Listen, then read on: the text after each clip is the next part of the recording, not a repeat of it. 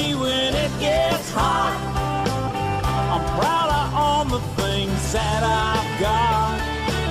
I'm digging in moss bags up in the sand, and after work a cold beer in my hand, picking wild berries off God's land, and drinking my buddy's homemade wine, living Northwest wild. Hunting, fishing is my kind of style. I float the Wainuchi when it gets hot. I'm proud of all the things that I've got. I'm digging in moss bags up in the sand, and after work a cold beer in my hand, picking wild berries off God's land, and drinking my buddy's homemade wine in the Northwest wild.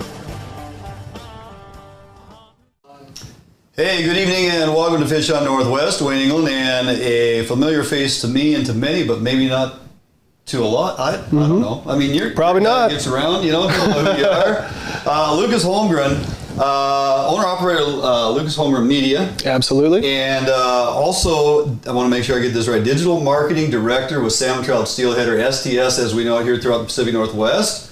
Thanks for making the drive, man. Oh, thank you. I couldn't be more happy to be here, and then got a day of fishing planned for tomorrow and a special guest for today, so pretty exciting. Yeah. Thanks for having me, Dwayne. It's going to be a very interesting evening, and we do, in fact, have a great day planned tomorrow on the river and the drift boat. Get you out with us. That's going to be a great time.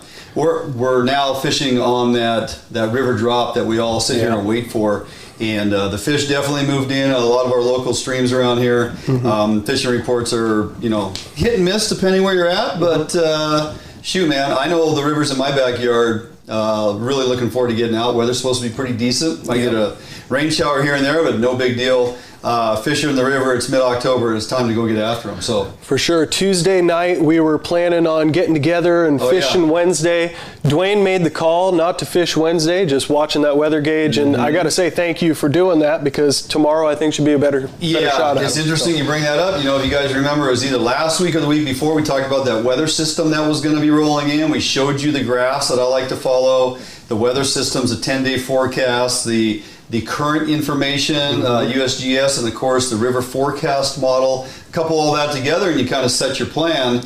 And I opted to go into work. I was like, things are going to be blown. And then when the gauge doesn't quite go up to where you thought it was going to, then you start kicking yourself going, oh man, did I blow it? But as it turns out, it was right on the line. It could have fished, or you might have been better to stay home and wait a day or two. And I think we made the right choice. I think you did. Plus, if you hadn't made that call, I wouldn't be able to be in here on the day that our special guest is here. So Mr. Loren Culp is going to be joining us next segment and for the entire show. And Lucas, I'll tell you what, we do 50 to 52 shows a year. And it's all about fishing, hunting, the great outdoors here throughout the Northwest and beyond. We talk a lot of how-tos. We demonstrate a lot of how-tos in the Bait Lab. We have cooking segments. We have in-studio guests of all different walks of life. We cover hunting and fishing extensively and get a lot of insightful content from folks that join us. We try to cover stuff that's political in nature as it relates to fishing and hunting. And some folks will be like, I tune into your show because I don't want to watch politics. There's enough of that going on. And I agree. That being said, if we're not covering the information like a few weeks ago about the rollback of the gill net reform on the Columbia River, where it was a 5-4 vote passed by your current commission to put gill nets back on the main stem Columbia, when we have 14 endangered runs or near endangered runs of Chinook salmon on that river, not to mention the steelhead, there's a lot going on there. And when we don't get opportunity to fish and people bitch and complain about it but don't understand why, there's things you need to be aware of. And that's that political side of things we try to help people with, okay? We're not afraid to go there on this show. That's part of what we are and who we are. Because a lot of other shows that you will watch are not going to cover that type of information. For sure. We get told all the time, we do not get that information from anywhere else. We're glad you guys cover it. So we appreciate that. We're going to continue to do so. That being said, tonight we're diving headfirst deep into the political rabbit hole, and we're going to stay there. And there's good reason for that. Loren Culp has become a friend. He's been on the show twice now in studio, a couple times via phone. He is generating a following here, has generated a following here in Washington State like I've never seen. That's for sure. Yeah, 35 years under a Democrat in the governor's mansion. Some good, some not so good. But nonetheless, it's been one-party control since I've been out of high school, basically, okay? We now have, from what can ever remember in my adult life, a movement that I've never seen a single individual generate on the Republican side of the aisle. And I have to say, it's extremely impressive. And people are speaking out about it, and they're getting on board, and they're following this man. Why do we give him opportunity here? What the heck are you guys wasting your time for, bringing a political candidate into your studio when it's supposed to be about fishing and hunting? Well, if you've been following us, been following Loren Culp, you would understand he is an avid and successful hunter and fisher himself. Yep. He was born and raised and brought up in that element. He raised his kids in hunting and fishing. He is a strong advocate for the outdoors, for the environment, for clean water, for managing our lands, and for obtaining, maintaining, and ensuring we have public access. Yeah. And he's very concerned about the direction our fisheries are going. We have these conversations, and he covers a lot of that stuff, right? And so the man is on the ticket for the Republican side of the aisle for the governor's seat, which comes up November 3rd. And I felt it was important to touch base with him again, check in on how his campaign's going. His camp asked, hey, can you come back on the show? Reach out to you folks who appreciate and enjoy the outdoors, fish and hunt throughout the Northwest and specifically Washington State. Yeah, absolutely he can come back on. Again, he's become a friend, right? We sit at the dinner table together. We say blessing together. We enjoy the bounties that we get to go out and harvest. And he wants to ensure that we get to continue to do that.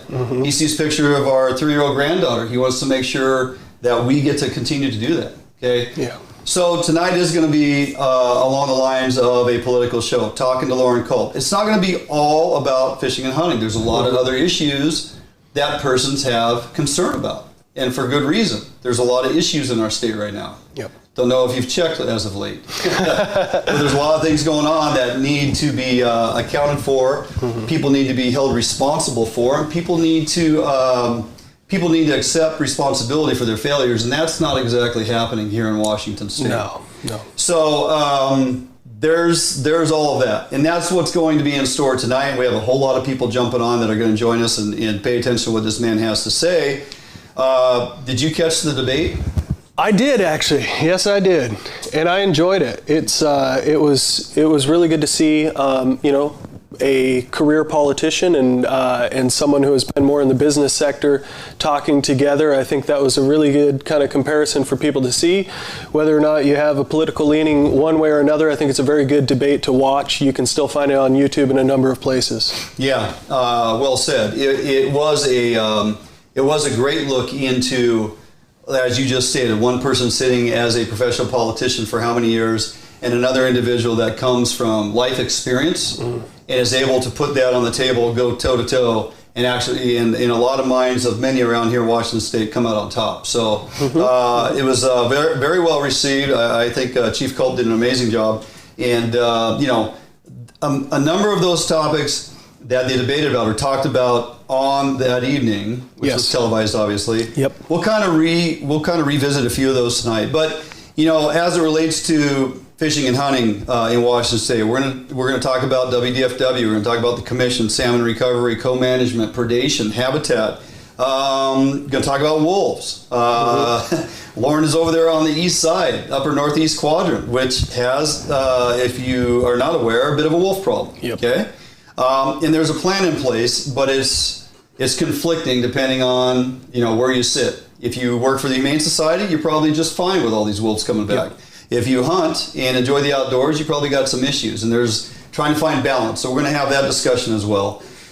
If you have questions tonight for Loren Culp after a bit when he joins us here front and center, be sure to fire them off. I'll do my best to keep track of everything going on here while we have dialogue and interact with him. Before we get too far along, though, I must remind everyone that Fish Hunt Northwest is presented by Better Homes and Gardens Pacific Commons Real Estate, located in Puyallup, Washington. And, of course, our good buddies out there at Defiance Marine, located in Bremerton. Defiance Marine, manufacturers of the Allied Series, which coming to you soon, the 21-foot hardtop Mustang. Wow. Going to be parked right out here, by the way. And also the Rima and Defiance Series glass boats. Check them out at defiancemarine.com. Let them know that Fish Hunt Northwest sent you. So, with that, let's dial it back into you a little bit. Exactly what is Digital Marketing Director for Salmon Trout Steelheader? Do you have a say in what photo lands on the front cover? Actually, I'm only asking because it would seem Well, I'll let you answer the question. Yeah, so I can make suggestions and stuff. In this case, I ended up landing on the front cover, and this time I didn't make that suggestion. I think they felt sorry for me or something and put me on the front cover. But yeah, October-November issue of Salmon Trout Steelheader is out. I've got 2 articles in it. I've got an article about twitch and jigs for Chinook and coho, and also an article about the history of Lamiglass fishing rods, which I'm a big fan, and I know Dwayne fishes them as well. Lamiglass, amazing company since 1947. But Salmon Trout Steelheader, this magazine has been around since 1967, I believe is when it was, when Frank Amato started it. And so for digital marketing, essentially what it is Salmon Trout Steelheader has always had amazing content, fishing articles, books, all sorts of things. My job is to take that content and bring it to some other areas online that people can see it. So we've got a website, salmontroutsteelheader.com. You can go on there, read on your phone or on your computer. We've got a YouTube channel with videos. What we're going to fish tomorrow, I'm going to put a video from that on our YouTube channel, maybe a couple tutorials from Dwayne so you can learn his secrets and all of the many secrets. Fish on Northwest, there are no secrets. Yes. Anymore, right? So, everything is out there. Oh, it is. It's out there. But, if you'd like to get a copy of this magazine, you can actually go on salmontroutsteelheader.com and buy this issue plus 12 Get 'em Dry fishing twitching jigs for $29. Oh, you guys throw in the jigs too, huh? We throw in the jigs with this issue. So, anyway, yeah, so it's a ton of fun. This is a magazine I've read forever, and I'm not doing anything special. I know how to build websites. I know how to do SEO and social media and all that stuff. So I take something that's already beautiful and put it in another place. And you also do the podcast. I do the podcast as well. I've heard a number of your interviews with a handful of folks, and I like what I'm hearing. You do a nice job. Well, I appreciate it. I hope to interview you tonight. And like I said, all of Dwayne's secrets, believe me, he has a couple. I'm going to be digging them out. So go to iTunes. Not too much hasn't already been thrown out there over the last 10, 12 years, whatever. Yeah. So fantastic. So before we jump to break, I want to remind everybody, Lucas will be here for the evening as my co-host. We're bringing Loren Culp in.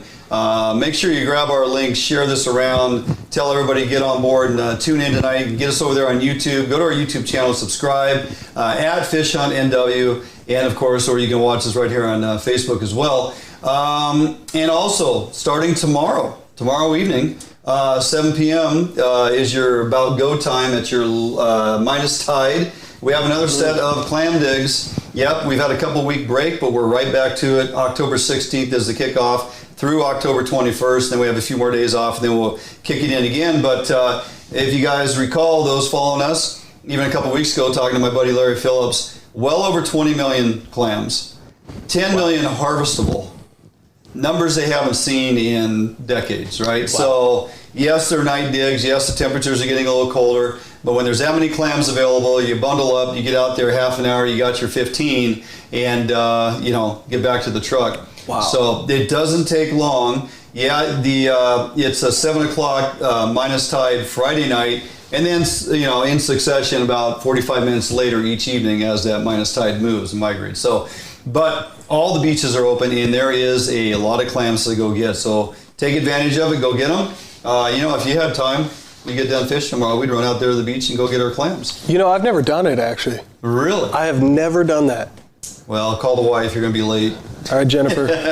He'll send you home with nice photo tomorrow and 15 clams. I think she'd be okay with that. Make some chowder. Yeah. Fantastic. So, all right. Let us know where you're tuning in from this evening. Share this content out there as we get Loren Culp in here after the break. You will not be disappointed with that. We're going to jump out for a quick break. We come back, reintroduce you, or perhaps introduce you for the first time to Chief Loren Culp, running for governor of the state of Washington on the Republican ticket. Stick around for the next hour and a half. You're going to enjoy this conversation. We'll be back right after this commercial break right here on Fish Hunt Northwest. Defiance Marine is the one-stop shop for the Pacific Northwest angler. Whether you are looking for a small skiff to fish the Sound or rivers or a huge offshore tuna machine, Defiance Marine has it.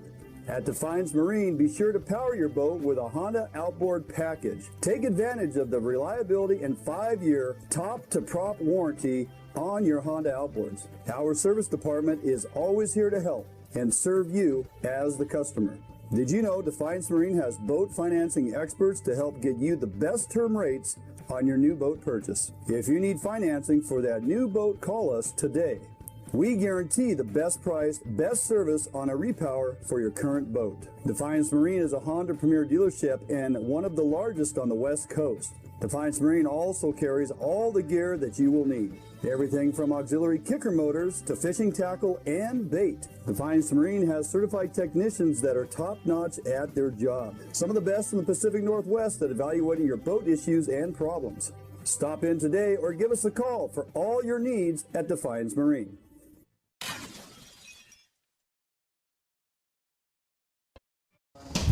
Hey, welcome back in studio here, Fish on Northwest, waiting on Lucas Holmgren. Had to step out, take a phone call real quick. At least that's what we call it. Loren Culp, how you doing, buddy? I'm doing great, Dwayne. Thanks for having me back on here. Absolutely. Hello to everybody out there. Yeah, perfect. Yes, say hello to everybody that's tuning in. We got the numbers going up here. Lots of folks going to be tuning in. Listen to what this man has to say this evening, and to say the least, a little busy since the first time we met back in December. Right, yeah, it's been almost a year, right? Yeah. Yeah, campaign is going absolutely bonkers. I mean, it's going great. I think before the break you mentioned the debate. Yeah, that's kind of what happens when someone from the real world with common sense meets a career politician that's out of touch with everybody, right? Yeah. Yeah, so that went great. I tried for a few weeks to get a debate going. He didn't want to do one at all. Correct. Finally, we agreed to do that, but it had to be in separate rooms. That was the best you could get him to do. Come on in, Lucas. Have a seat. Good to see you, Loren. Good to see you. So, yes, the debate went well. Lots of folks tuned in, obviously. I took away from there, differences of opinion, depending on who the moderator was. I thought Brandy Cruz did fantastic. Yes, I did too. She really is toting the line there. I think she is one in this Northwest media who is not afraid to stand up for what she believes in, what's truthful. And I've interviewed with her multiple times. Actually, interviewed with all of the moderators, and Brandy is a very good interviewer. She doesn't play favorites, though. No. She'll ask the tough question, which I like because I get the information out. Yeah. But yeah, she does an excellent job, always has. Yeah, I agree. So, got about 3 weeks to go. 19 days. Yep, you're as busy as ever. Multiple venues will have your presence here shortly. We have one we're going to be attending that's your protest rally that's going to be happening on Saturday in Graham. Yep. Off the top of your head, do you know where you're at tomorrow? Well, Friday. Yeah, tomorrow is Friday, isn't it? That's what I said. Time flies when you're having fun, right? Yeah. Yeah, it's hard to keep track. I mean, I do interviews all day long. Right. A lot of back-to-back. Some live, some Zoom, some on the phone. But yeah, the days start running together. But yeah, tomorrow night we're going to be down in Pacific County doing a full-blown freedom protest rally. Down there. Protest rally, yeah. Live music. We'll have a few other speakers, usually local candidates. And then I give a speech and then spend the rest of the time meeting and greeting everybody that comes out there. That's the best part for me. Sure. Is, shaking hands, getting to meet people, seeing them eye to eye, talking to them. Yep. That's what this campaign's all about. I asked Sherry the other day, I was like, I wonder at this point how many times Lauren's taken this picture with people. I mean, in the thousands upon thousands of people, right? Yeah, well, every rally we have, I mean, there's sometimes 400 or 500 people. They line up? Sometimes we've had up to 2,800 people come to a rally before. Just the one that we had the night before last, there was 1,200 that came in Lewis County. Yeah. You know, and just people are hungry for a change to get this state back on track, get it out of the grasp of the career politicians, you know, because that's why we're in the mess we're in. It's because of career politicians. The thing that resonates with me, Sherry and I think we've been to 4 of your rallies, and one thing that holds true and one thing that really shows what's going on is you ask, how many of you haven't been to a Culp rally before? Right. And 50 to 70% of that audience will raise their hand. Yep. Every time we've gone, which tells me, hey, all these new folks are finally here to hear you speak, which is very, very, very impressive. So, and you know, most people would think that people that come to my rallies that hear me speak, that are going to vote for me, are conservative-minded, you know, hunters, like their guns, that type of person. Yeah. But surprisingly, some people, we're getting a tremendous amount of support from Democrats. Yeah. Because they are sick and tired of what's been going on in this state for a long time. And they, you know, a lot of them own businesses. A lot of them have kids in school. They don't like what's going on when we have a governor that is just arbitrarily telling us what to do from one day to the next, from 1 week to the next. And when I explain about my views on government, that it is the servant of the people, you know, we don't work for the governor.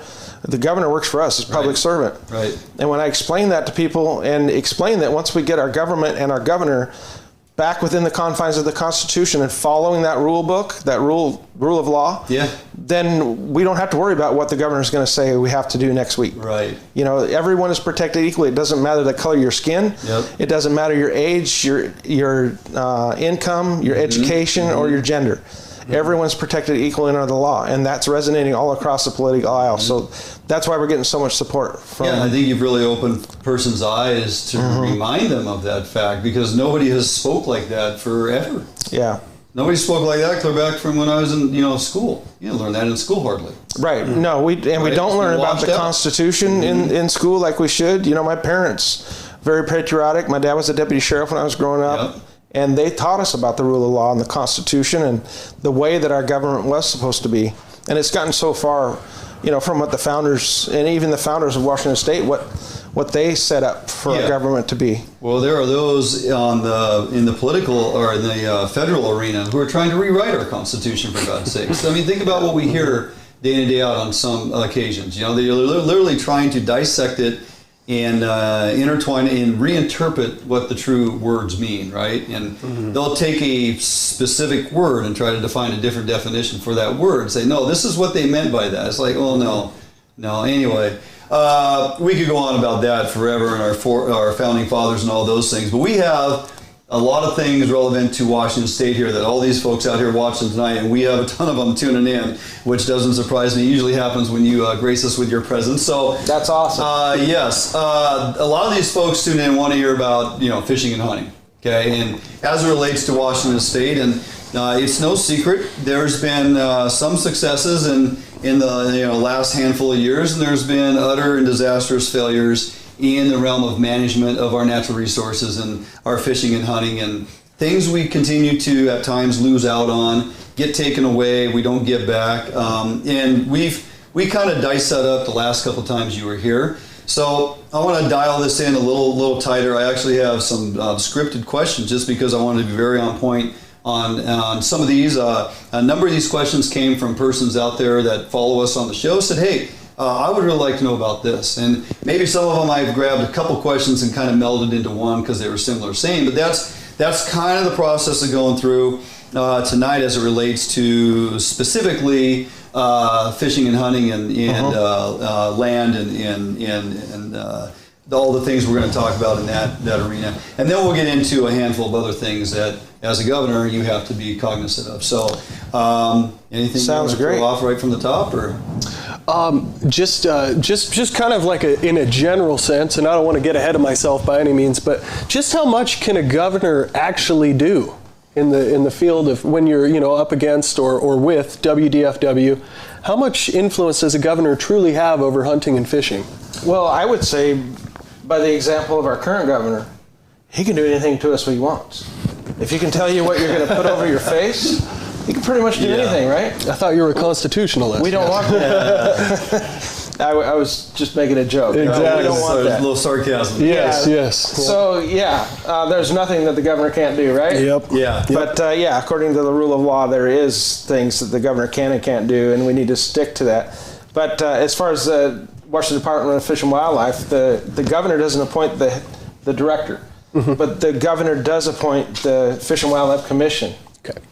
And they guide the Fish and Wildlife Department, and anyone that I will appoint to that commission, they're going to actually be real hunters and real fishermen, have a vested interest in it for our state.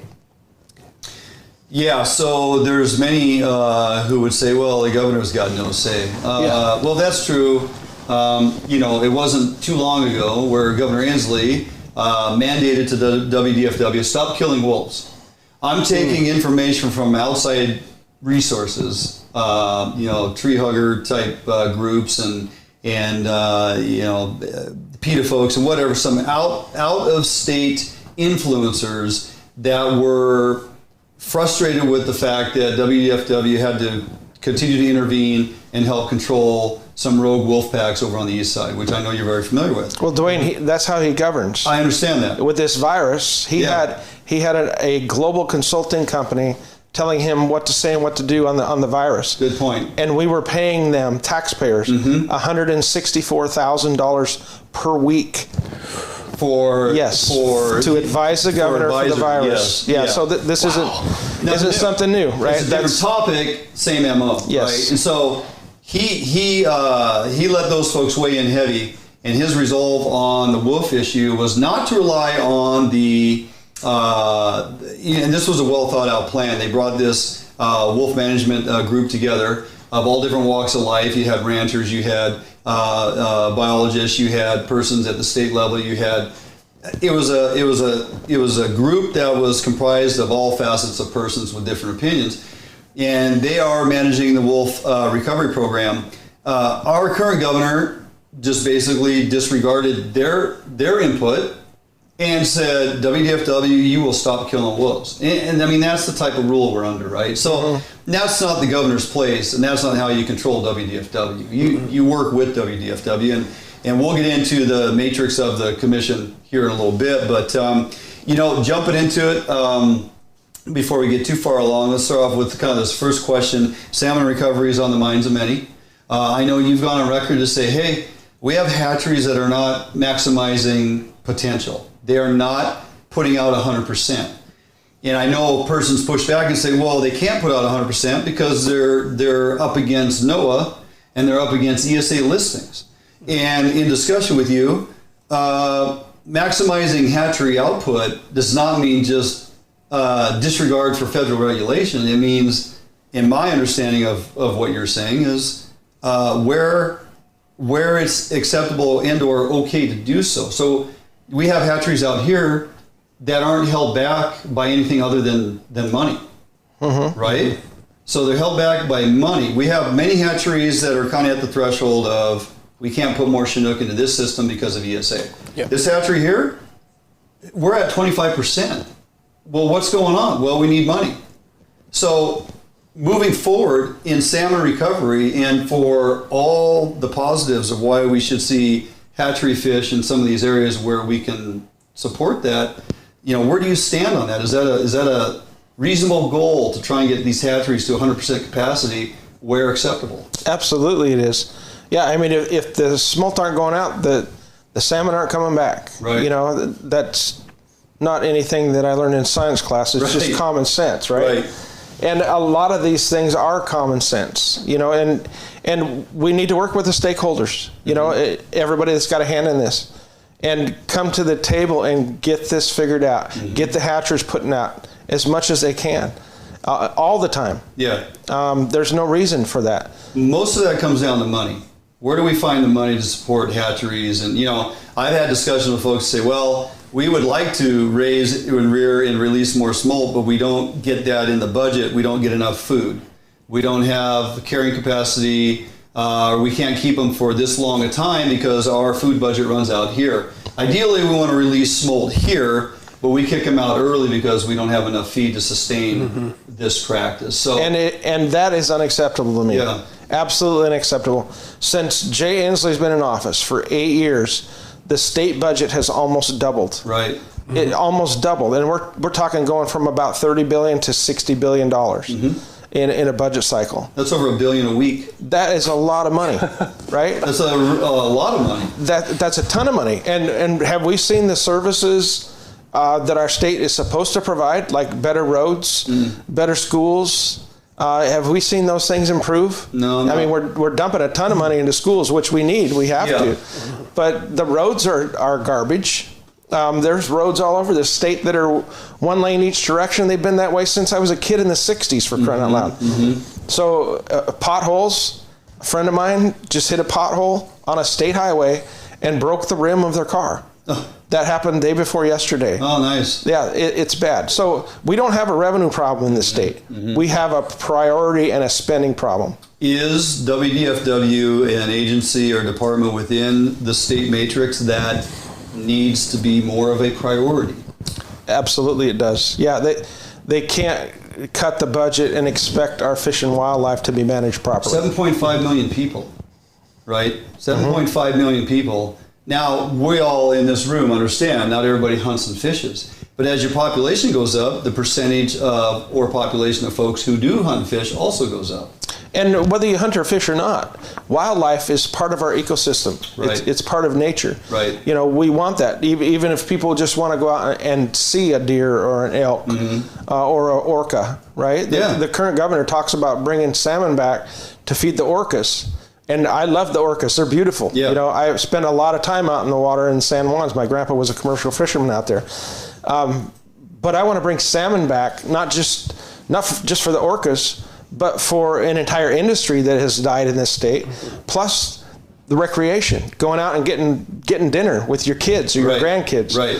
Families spending time in the water. That's what I've done my entire life. Well, you said industry. You know, when we have robust salmon returns or steelhead opportunity, you talk about guides who can earn a living, provide a living to take care of, provide for their family. You talk about charter captains. You're talking about a fleet of boats that no longer exist in many of our marinas and ports. You're talking about the sales aspect of it, whether it's, you know, fishing, indoor hunting, gear and tackle and the whole thing. Boat sales, right? Different types of side-by-side riding apparatus to get out to certain areas to hunt. I mean, it goes from, abundance of resource and opportunity, it just explodes on the landscape to people actually willing to spend the money. Well, it does. They feel like they're going to have a bit of success. Yeah, and tourism. You know, tourism. You got people coming here to hunt and fish. Right. I mean, you got airlines, hotels, rental cars, sporting goods stores, mom and pop cafes, gas stations, hunting and fishing licenses. Yes. And then the charter boat captains and the river guides. You know, I was out in Westport. It's been quite a while ago, but they used to have 300 charter boats that worked out of Westport just alone. Out of Westport. Just Westport. Okay. And they're down to under 30 now. Yeah. You know, every one of those boats got a captain and a crew making a living wage, plus all of the support facilities on shore. Yeah. That it's not here. And I'm just talking Westport from 300 down to about 28. Right. So you think about all the other ports around this state. That's people that have lost their life savings. That's families that have lost their income. That's jobs that we don't have going on. Right. Well, you heard me at the beginning of the show talking about some of the politics that ties in with hunting and fishing and kind of that aspect of things, and trying to educate folks on how important it is to keep apprised of that stuff. We have friends in industry and other groups and organizations that are working hard to get our fish back. Hatchery and Wild is one of them. Dave Champ has been a longtime friend, and he's been on the show numerous times. And you know, he likes to remind everybody, hey, 90% of the fish we catch are hatchery.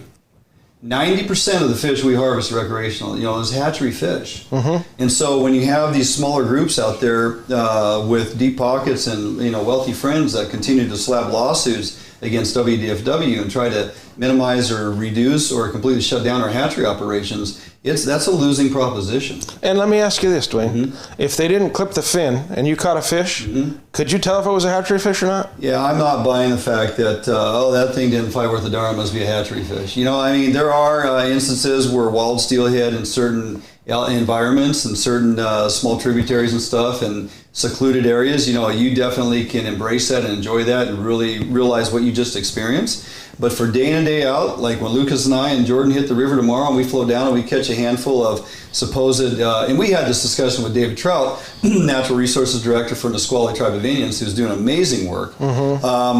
The bona fide wild fish as it would be today in the Nisqually system is reared from 100% genetic strain of Green River stockfish.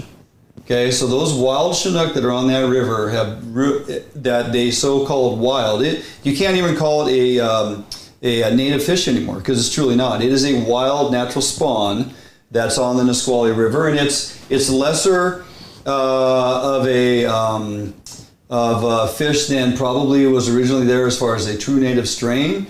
But they've recognized that as the stock overall. They've seeded the entire Puget Sound with this stock of fish, and they have come to realize it's kind of just a weaker stock of fish.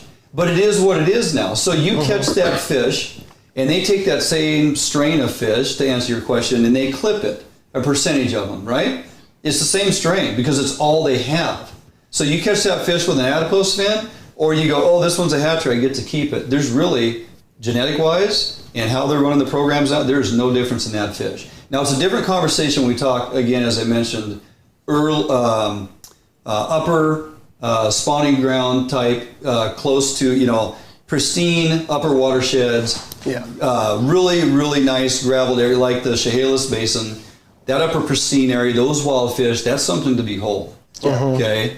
And a Nisqually steelhead is something to behold because there's never been hatchery steelhead on that river. But at the end of the day, Lauren, when you have rod in hand and you're fighting those fish, to be honest, on majority of our salmon stocks, very little difference in what you're experiencing, Yeah, and where we can bring back the wild salmon, we need to do it in a big way. Right. Where we need the hatchery fish going out because there's not, then we need to have that going 100%.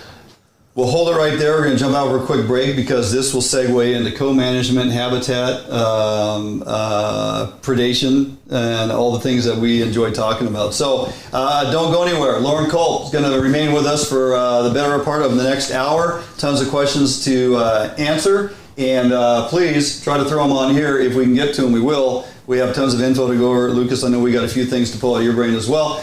Quick commercial break. We'll be right back here at Fish Hunt Northwest. An Outdoor Emporium, is the largest local outfitter in the Northwest since 1975, providing thousands of people affordable outdoor gear. This summer, make your next outdoor adventure more affordable by shopping at our warehouse-style pricing. We are a local Scotty dealer, offering sales, service, and repair. Located in Fife and Seattle, come visit us today. The outdoors await you.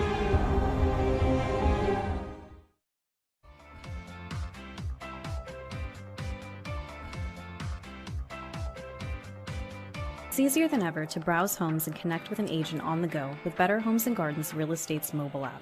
With the app, your home search is synced across all of your devices, so you can pick up your home search anytime, anywhere. Take full advantage of an enriched, mobile-optimized map search experience. Use location services to quickly find homes near you that match your search criteria. Draw your own map boundaries to find homes in a specific area, and apply layers to view school districts, neighborhoods, zip codes, and more. The app's user-friendly design makes it easier than ever to find a home you'll love. Narrow down your search results, save your search criteria, and save your favorite homes.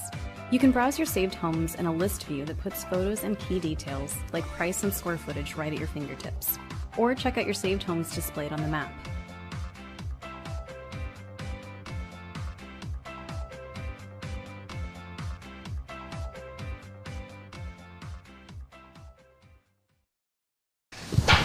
Hey, welcome back, Fish Hunt Northwest, New England. Lucas Holmgren in studio with our special guest, Loren Culp, running for governor. A lot of you guys are chiming in here. I'll try to pay attention to some of these questions and comments.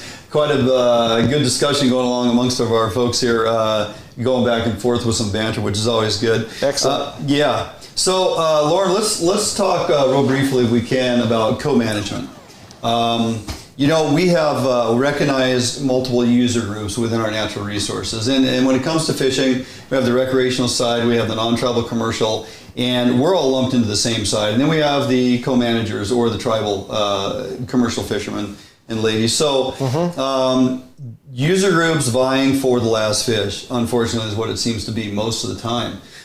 There's a process we're all very aware of called North of Falcon, which is basically a negotiations process between the co-managers of who gets what piece of the pie.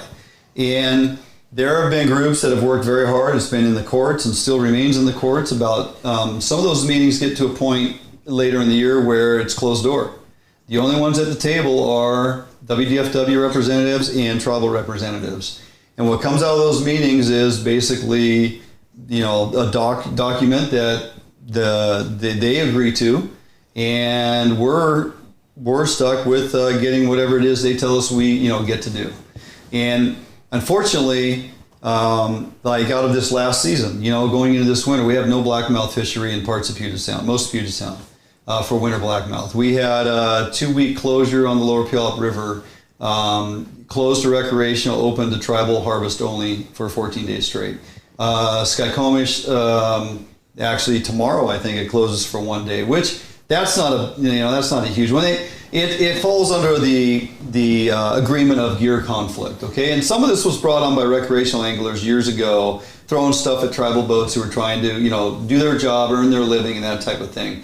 Skokomish, which we had Larry Phillips on a couple weeks ago from WDFW, explaining where that process is in the legal courts at the federal level, trying to get the boundaries reestablished there to allow recreational fishers to be back on the Skokomish River. It just seems that, and I've asked the question for years, as a recreational angler, long before I started doing this stuff or really delving into the political side of things, where is my representation at the table? And why is it acceptable for these meetings to be closed-doored? And at times it seems like the tribes are dictating and telling the state how these fisheries are going to go down. In my mind and the mind of many, and some of these questions come from our fans and followers, it's a 50-50 split based on the Bolt decision. So what is going on behind these closed doors that can't be open to public for us to sit and listen to, or even on monitors to watch these proceedings? And as governor, you have a lot to say about these negotiations between co-management stuff. I'm wondering what your thoughts are about these continuous closed-door meetings. Is it a practice that is acceptable to the majority population in Washington State? Is it a practice that is going to continue, or is that something you're willing to look into and try to figure out exactly what's going on there? Well, I believe in openness in government, right? In the citizens, all citizens, whether they're tribal or non-tribal, to have the information and be able to have open meetings so that everybody knows what's going on. I'm not bought and paid for like a lot of candidates. Like the current governor receives a lot of donations from a lot of wealthy donors. Right. And so when it comes time to making decisions, a lot of times politicians will lean towards whoever donated big time to their campaign. Yeah. My campaign is supported by approximately $80 per person, small dollar donors, and we've raised about $3 million doing it. Yeah. Wow. And so my special interest group is the citizens of Washington State. People. Yes. So I'm not bought and paid for. Nobody's got their hooks in me. Right. And I want to represent we the people, not any special interest group whatsoever. Yeah. And having open meetings makes sense to me, so everybody can see what's going on. Right. Like you said, the Bolt decision, 50 for tribes and others, and so we have to honor that. Sure. We're going to honor that. But as far as having these negotiations in the open, I don't know why that can't happen. Yeah. Well, what's going on that can't be out there for everybody to hear and pay attention to. So, even years ago, as it was heading that direction, they still allowed a select group of representatives from the recreational community, comprised of some of the folks that would sit in on some of the North of Falcon committee processes, to sit in as observants in these meetings. And then it got to a point where some of the tribal elders felt that was no longer needed, and or they just didn't want it. Now, look, I would be the last person to ever tribal bash. We need the tribes to recover our fisheries, hands down. David Trout has become a friend. Some of the works the Colvilles are doing on the Upper Columbia is fantastic. There is work going on from a biological standpoint all the way up to, you know, rearing fish and, of course, their opportunity to harvest fish. It's all collectively tied together. And if we as recreational fishers think that we're just going to do this on our own, then we're sadly mistaken. Absolutely. You know, commercial, tribal, sport fishermen have been kind of going at each other, you know, for a long time. Fighting over scraps. Right. And we need to get everybody at the table because it affects everybody. Right. And work towards the goal of getting more fish. Right? Yeah. Like the current governor's talking about, we need salmon for the orcas. Well, we need salmon for everyone. Right. So that's going to be my goal. And like I said, I've been a lifelong hunter and fisherman. Right. I care about this state. I grew up in this state. Yes, you do. This is where I was born and raised. So yeah, I honestly believe, and I know you do too, collectively we'll get much more accomplished and we'll get our fisheries headed in the right direction if we're all on the same page. Because it benefits everybody. Right, yeah. If there's more fish to harvest, tribes get to harvest more, commercial fishermen get to harvest more, because recreational, though you want to be selfish, we can't catch them all. And so... as much as you'd like to have more salmon, Dad. Yes. Yeah. So, yeah, we got to be able to catch fish to provide the future governor salmon dip. So we got to make sure we get that accomplished. So, yeah, I appreciate that. That's heading in the right direction.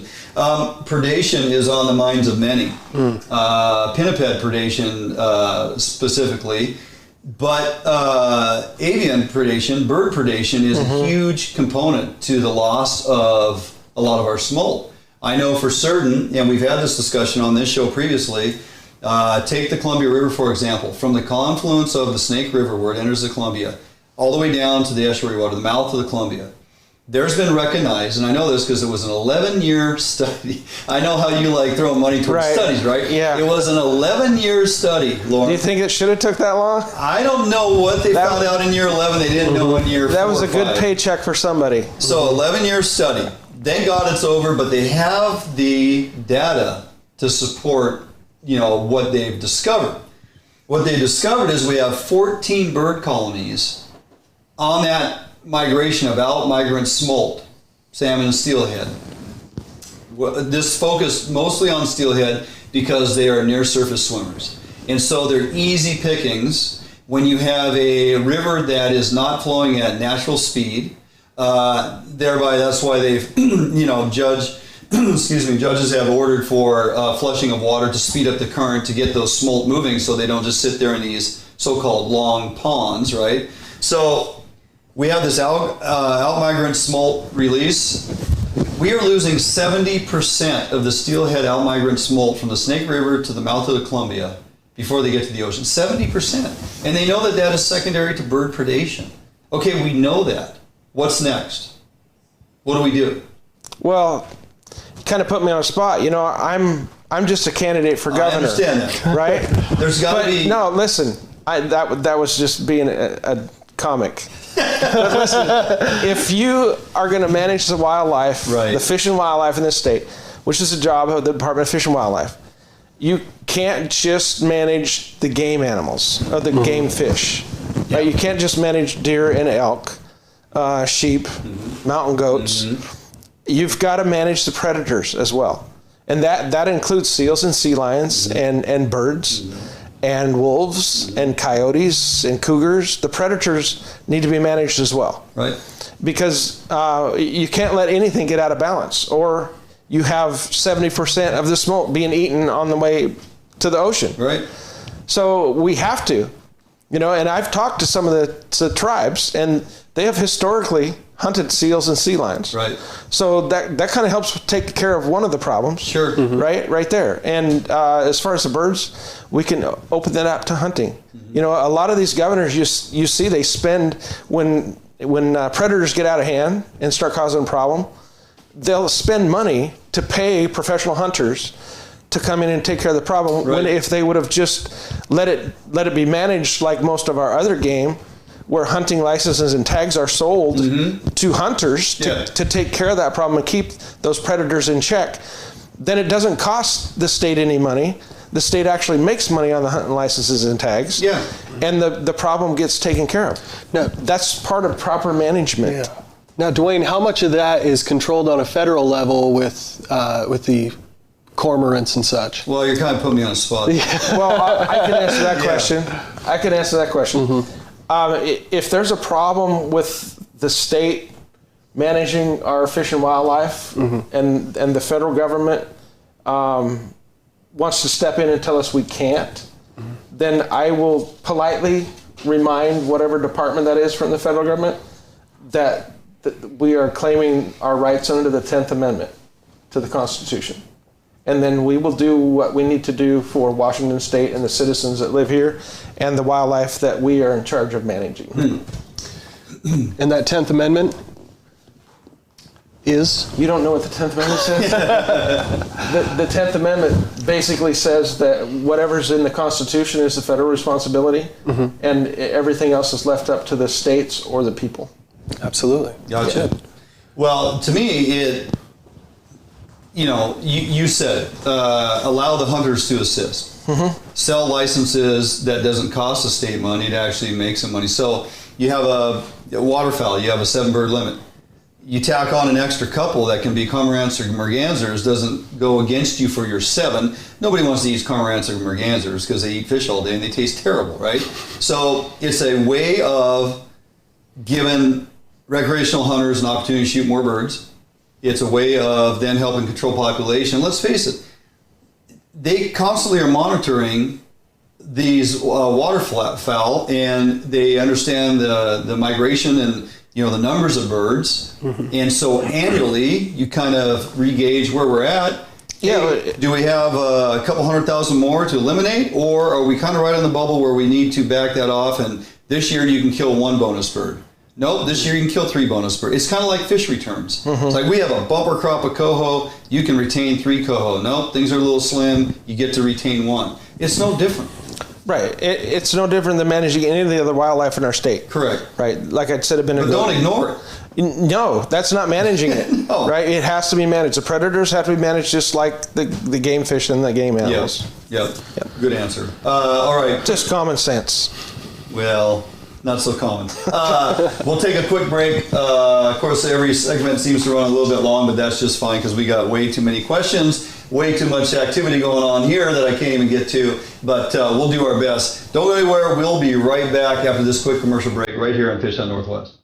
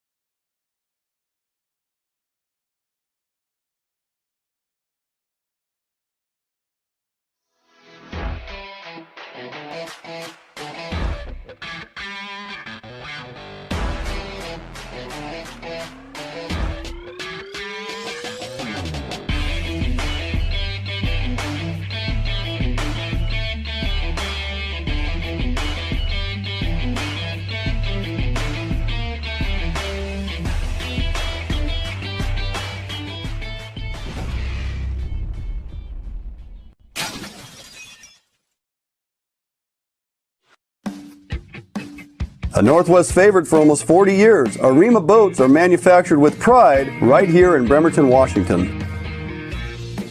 Arima Boats offers all of our boats with Honda outboard packages so that you can take full advantage of the reliability and 5-year top-to-prop warranty from your Honda outboard.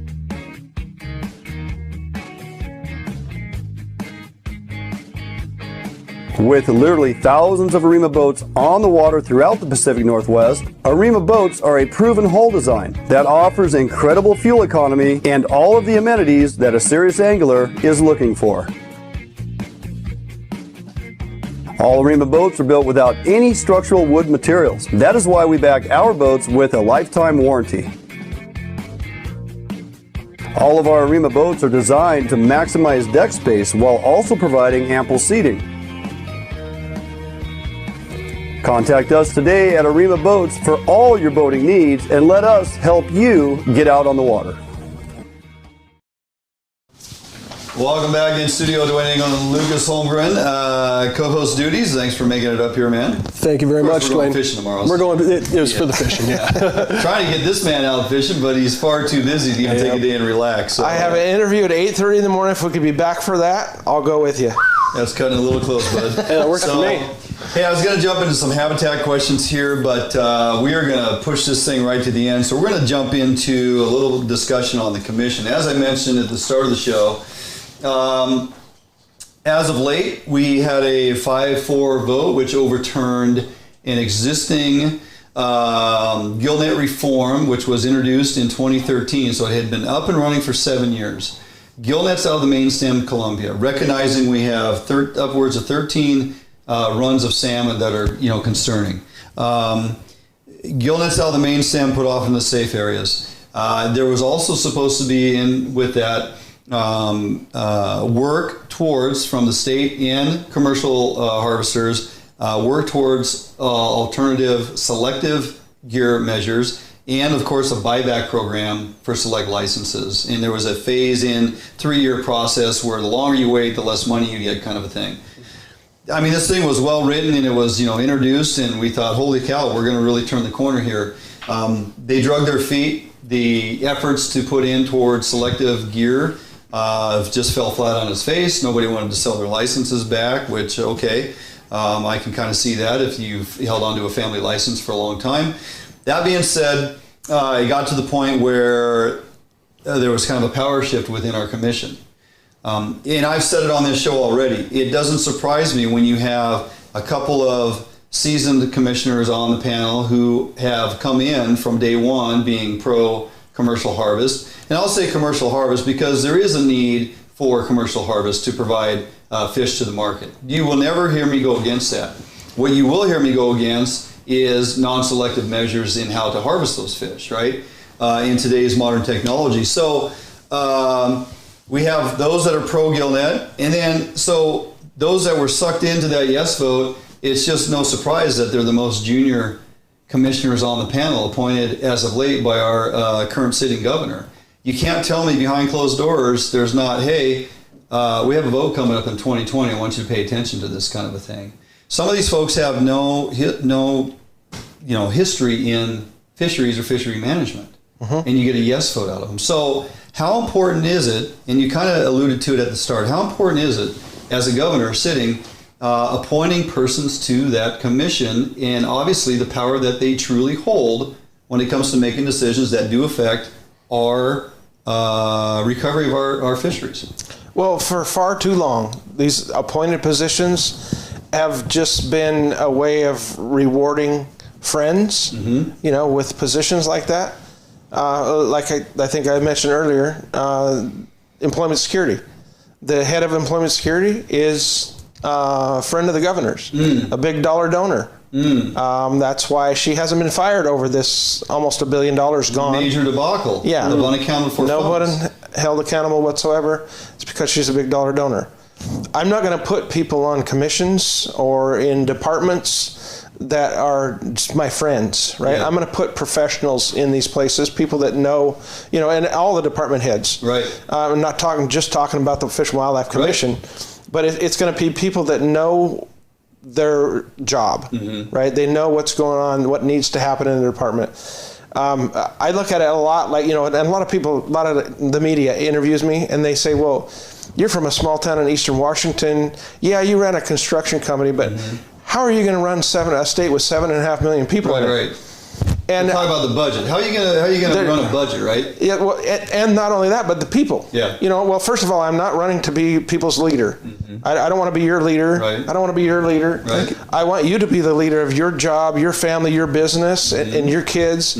I will be the leader of the state government. Right. I will lead the executive branch of the state government and leave you to be the leader of your family, right? We have a governor currently that's trying to act like a leader of everybody. But when I make appointments to those heads and to the Fish and Wildlife Commission, it will be people that actually have a vested interest in it, right, that actually do get out in the woods and they hunt. They do actually get out in the water and go hunt, fishing. It's their way of life, like our way of life, the way we grew up. But currently we have a governor who does favors, political favors, friend favors. I've looked at the resumes of some of the people on the Fish and Wildlife Commission. A lot of them he pulled right from the Department of Ecology. Do they hunt and fish? I highly doubt it. So why are they on the Fish and Wildlife Commission? Right? It's a fair question. When do those appointments come up? When did they come up? Or when do various appointments come up? When would be a next appointment for that commission? I don't know the exact time on that. I believe it's multiple years for all of them each, but they're staggered. Yeah, there's a couple actually coming up at the end of 2020, right? So there will be new appointees rolling into 2021.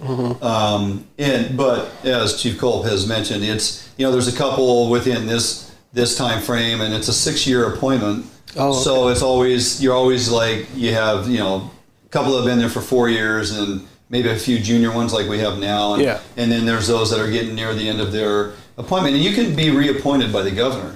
If you're doing a good job and the governor wishes you to be there and you want to continue that responsibility, you can certainly stay. So, but the end of the day, it's the governor that appoints these folks, right? And I appreciate the fact that, that you've looked into some of their resumes and you're asking yourself, why are these people on our Fish and Wildlife Commission? The credentials that they're displaying here. Well, I know that people who've grown up fishing and hunting, that know our state, lived in our state, they're not going to make decisions to ruin our fisheries. They're not going to focus just on salmon for the orcas. While our state ignores millions of dollars of raw sewage being dumped into Puget Sound. That kind of stuff. I want people in these positions that have a vested interest in what they're overseeing, right? Whether that's the Department of Ecology or whether that's the Department of Agriculture or Employment Security. I kind of look at it like, getting back to that question that I'm asked a lot. How are you going to manage a state with 7.5 million people? Right? And I look at it like a contractor building a house, right? That contractor, that house needs electrical. It needs switches and lights. It needs plumbing. It needs a sink and a toilet. You need to be able to flip the faucet and you get water to come out and go down a drain. Well, that contractor doesn't necessarily know how to do all those things himself. So he finds someone who's a professional plumber and comes in and puts it in. And the contractor knows that the toilet should flush. The sink should have water that goes in and drains out when it's done. And he knows what it's like when it's right? And the same thing with an electrician or a roofer. That's the same mindset that I have as governor, right?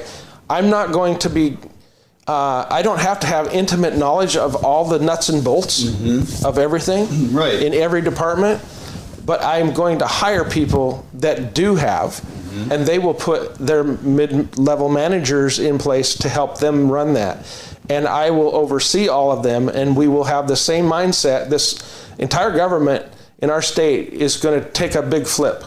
Because it's going to go to the public servant role instead of, inspectors like ecology coming out to farms because a farmer wants a permit to do whatever, get more water or increase the acreage. And they've got to go through the Department of Agriculture and the Department of Ecology. And right now, we have government agents that work for these departments that have the mindset that the citizens work for the government. And so they go out there and they talk to the farmers. And I've talked to a lot of farmers that are butting heads all the time with state departments. They just won't let them do anything. These people go out from the government with the mindset of how can I get to a no? How can I stop them from doing whatever it is they want to do?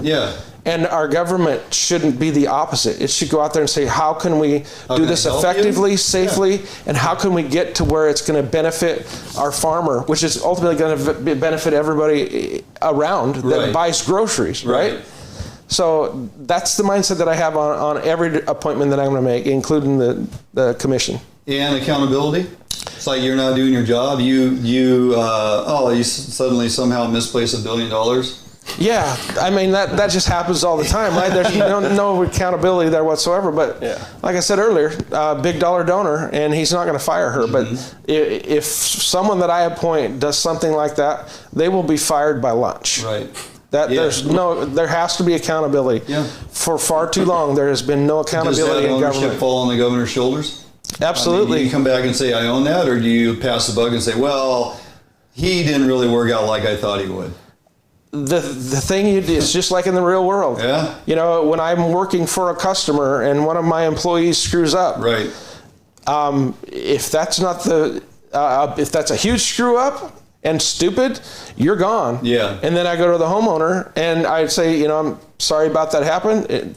It won't happen again. Right. And fix the situation. You're right. And you have to have accountability. So as governor, that department head would be gone before lunch.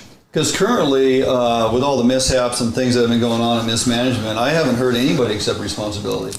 No. Not even the governor. It's everybody else's fault. That's what I'm saying, yeah. Right. There's been no ownership in any of this stuff. So, okay, before we get off the wildlife and the fish and wildlife and all that is, let's briefly talk about wolves. Point of contention for many. We've discussed it extensively on this show. Actually had Julia Smith, the wolf coordinator for WDFW, here in studio for a full 2 hours. Very educational on the entire program. I took a lot away from interviewing her and have read a lot of information relative to wolves because, not that I necessarily hunt over there, but I want to know what the future holds in wolf management. I want to understand what they're trying to say, how this thing is going to unfold. They have a management plan that they introduced in 2011. I'll go back and check, but I'm pretty sure on this that she said, look, the kind of the reset, reevaluation, and see where we're at point is 2022, right? So an 11-year run. But I also read within that management plan, they have criteria they've established. 3 recognized zones. Northeast quadrant that you're very familiar with is obviously one. Then we have North Cascade and we have the South-Southwest coastal. The wolves, according to the plan, are to naturally migrate into these other 2 regions. The only reason wolves migrate is because they get to a point of carrying capacity where there's not enough feed, there's conflict, whatever it is pushes them out. You have establishment of packs and or breeding pairs in the other regions, right? The problem is we're dealing with a situation in the Northeast where we have depredation kills. You know, ranchers continue to battle this. They had to go in and eliminate another, 9 wolves last year. We're up to 108 wolves, 5 recognized breeding pair, 22 packs. On top of that, there's 37 wolves, I believe, on the Colville res with a 1 or 2 breeding pair. The numbers are conflicting, but that being said, they have an established number of wolves. If they can recognize 5 breeding pair that were within that region, okay, that's great. The problem is the overall plan, Chief, they call for 15 breeding pair amongst the 3 regions within our state. The other side of that is it has to be documented for 3 consecutive years. So I look at the problems that they're dealing with now over on that side of the mountain, and I look at the group and this plan that they kind of inherited from U.S. Fish and Wildlife, and here you go, right? And now we're managing this thing. With the frustrations that is created thus far in one region, do we have time to allow Mother Nature to think we're going to push these wolves out on the landscape and meet this? Or is it time for this group to come back together and rethink this thing? We have 7.5 million people, as we've discussed, in this state. And getting more. Do we actually think, natural progression of these wolves, they're just going to kind of do their thing? We have so many people crawling around the woods and stuff that I'm going to first say I'm no biologist, but does this plan even make sense, or is it time for a revisit? The current sitting governor says, stop killing wolves. That's his recommendation. Right. Well, yeah, his recommendation for coming up with a plan to keep prisoners in prison from getting COVID was to open the gate and let all the fellows out. So that's his mindset on everything. Yes. So how do you tackle this issue? Yeah, you can't. I mean, I love wolves. They're awesome looking, right? Yeah. But you can't just dump a bunch of wolves into populated areas. There's going to be some really loud screaming and howling when a kid or an adult gets killed by a wolf. I mean, it happens in Alaska. It happens in the Yukon. Yeah. We can't let them, just like I was talking earlier about predators, we have to manage all of them. Mm-hmm. And I think that there's way too many wolves in that small area up there in the northeastern corner of the state. They're killing cattle constantly. Right. And then you add to that fact that we're not effectively hunting other predators like cougars and bear. Right? Back in the late 90s, the state outlawed hunting cougars and bears with dogs. The most effective way to hunt cougars and bears, and to have selective harvest of them and that as was well. due to an initiative, correct? Yes, right. And that was shut down. And so we've got cougars overpopulating. Mm-hmm. We just killed one in the city limits of Republic not too long ago. And that's not an issue that's just in northeastern Washington. Down in Klickitat County, the sheriff, Bob Songer, they have deputized people that have hunting dogs because they have such a high amount of cougars that are coming into people's yards, into town, and they're going out and they're putting them down. So they're having to pay to have professional folks come in and help remove. Bob Songer's got volunteers down there in Klickitat County. Okay. But that's usually the state's answer is a paid professional comes in and hunts them. And if you let the wolves overpopulate, right now, it's causing huge problems with the cattle ranchers over there. And cattle ranchers provide food for people. Right. Right. And they've been there for a long time. And so they're killing cattle all the time. And it's just a matter of time before they're going to kill a person. I'm not saying that we eliminate the wolves. They're a beautiful animal. Mm-hmm. They're part of nature. But we don't need to let them populate the way that they are. It's going to end up where we're going to have professional shooters flying around in helicopters, shooting and killing wolves. We don't have to get to that point. Right. We need to start managing them better now instead of, like you said, letting them get to be so populated they're thinking that they're going to migrate across to different parts of the state. Mm-hmm. Well, that's a good theory, but they have to get so concentrated before they do that. Right. And then where are they going to go? Are they going to be going to the outskirts of Seattle? This is really affecting people's lives right now because they are so overpopulated.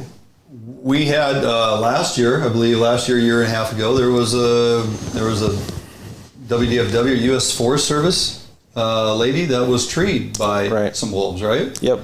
And they had to come in and shoot the wolves to get them out of there, put one down, I think. But, the problem is, and they've shown that they have a problematic pack, and they go through all the hazing and the progression, if you will, as it's written into the plan, to get the wolves to move on and stop, right? All they're doing is training them to be accustomed to people making loud noises. That's a good point. Right? I'm a canine handler. Yep. I've trained dogs. My current dog, Karma, he's trained so well that I can send him to chase a bad guy that's running away from us. And the prey drive in dogs, canines, wolves, right? Sure. If something's running, there's nothing going to stop that dog from making contact, right? These dogs are trained so well that before they make contact with the bad guy, we can call them off and they return to us and don't even make contact to that guy. So they're highly intelligent. Canines is very highly intelligent, including wolves. So if you're going and you're constantly harassing them and they run away, pretty quick they get used to that. And they don't get so skittish. And then you start having more and more contact. That's why they say don't feed the wolves, don't feed the bears, right? Because they accustom people and they get used to that harassment. So you think perhaps moving forward it's time to revisit the current plan that they're relying on? It's far past time to revisit that. Yeah, good to hear. Jumping out for a quick break, we come back. We're going to now delve into a handful of topics that are on the minds of many. Folks are blowing it up here. We got homeless issues. We got drug epidemic. We have a couple of my favorite topics. Yeah, absolutely. So a lot of the nuts and bolts out there in the public sector, now that we've kind of delved through the WDFW and the Fish and Wildlife Management, we'll get to a lot of these other issues that you folks are thinking about and guys are putting on here this evening. Plenty to still talk about. Don't go anywhere. Quick commercial break. We'll be back right here, Fish Hunt Northwest. Defiance boats are built without any structural wood materials. That is why we back our boats with a lifetime warranty. All of our Defiance boats come standard with large fish boxes that are fully insulated so that you can ice your fish properly all day. Defiance boats feature a 21 to 22 degree dead rise at the transom and a large reverse chine for incredible handling and stability offshore. Defiance boats are foam flotation filled and unsinkable for the ultimate in safety while fishing offshore. Defiance boats feature fuel-efficient hull designs with large fuel tank capacity so that you can have maximum fuel range for making long offshore runs completely safe and affordable. All Defiance boats come standard with self-bailing decks for improved safety while at sea. Defiance Boat offers all our boats with Honda outboard packages so that you can take full advantage of the reliability and 5-year top-to-prop warranty from your Honda outboard. Defiance Boats for all your boating needs, and let us help you get out on the water. Welcome back, Fish Out Northwest. We are continuing our discussion with Republican candidate for Governor Loren Culp. If you're just joining us, and a lot of you are, lots of comments on here, Lucas. I don't know if we're going to get to really any of these. Lots of kudos to you here, Loren, as far as your answers and your position on all of these topics. Yeah, I see that kind of moving around a little bit up there. That's good. It just keeps loading up there. So. A few of these questions came from folks kind of going back, revisiting, or they watched the debate and they kind of saw your position on that and Inslee's position, and so they want to kind of revisit a few of these things. So I pulled off some questions from that regard, and also things that were sent to me. One that had quite a bit of traction was, you made it a point in your opening statement in the debate with Inslee that the state lacks leadership. You understand leadership in a number of facets of life. I understand leadership with my current position at work, obviously. How do you express that for people to understand? What do you mean by the state lacks leadership? Well, we've got a governor right now that went to law school, got a law degree, became a lawyer, and then went into politics. He's been in politics for decades. He's never built a business from the ground up. He doesn't know what the business world is all about. He doesn't know about running a business in this state.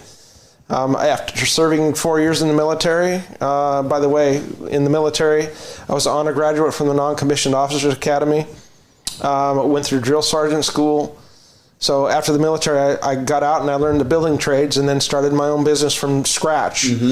Built that up over 20 years. Sold it to my son when I became a police officer 10 years ago. So I've been in leadership positions my entire life, and we have to replace this governor. He's a career politician. He doesn't know what's going on in the real world. This is not a business-friendly state. He tries to tell us that it is a business-friendly state, but it's not. That's why Boeing is taking part of its production out of here, and will take more if it continues down this road. Right. That's why Amazon is moving out of the city of Seattle. Bellevue, aren't they going to Bellevue? Yeah, they're moving out of the city of Seattle because of their taxes and regulations in the city, and that's what's going to happen to this entire state.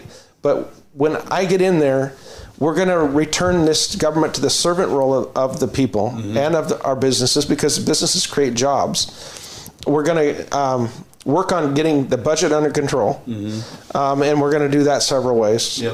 But when we do get this turned around and get this government off everybody's backs and out of our pocketbooks, and there's no reason why in 8 years we've gone from $30 billion a year to almost $60 billion per biennium. $60 billion, right? There's no reason. We're just spending way too much money, and that's coming out of our pockets. So that's coming out of the businesses like Boeing, like Amazon, like the small businesses that are shut down and never coming back in the state. So we return this to a business-friendly state, the way that it was when I was growing up in the 70s and 80s. And we're going to attract more business. Residents of Washington State are going to want to invest and start a business, release the entrepreneurial spirit of the citizens, as well as attract other businesses to not only come here, but to stay here. Right, and that's going to create jobs like we haven't seen. We're going to have an economic boom once we get this government turned around, because we've had 35 years of Democrat control of this state.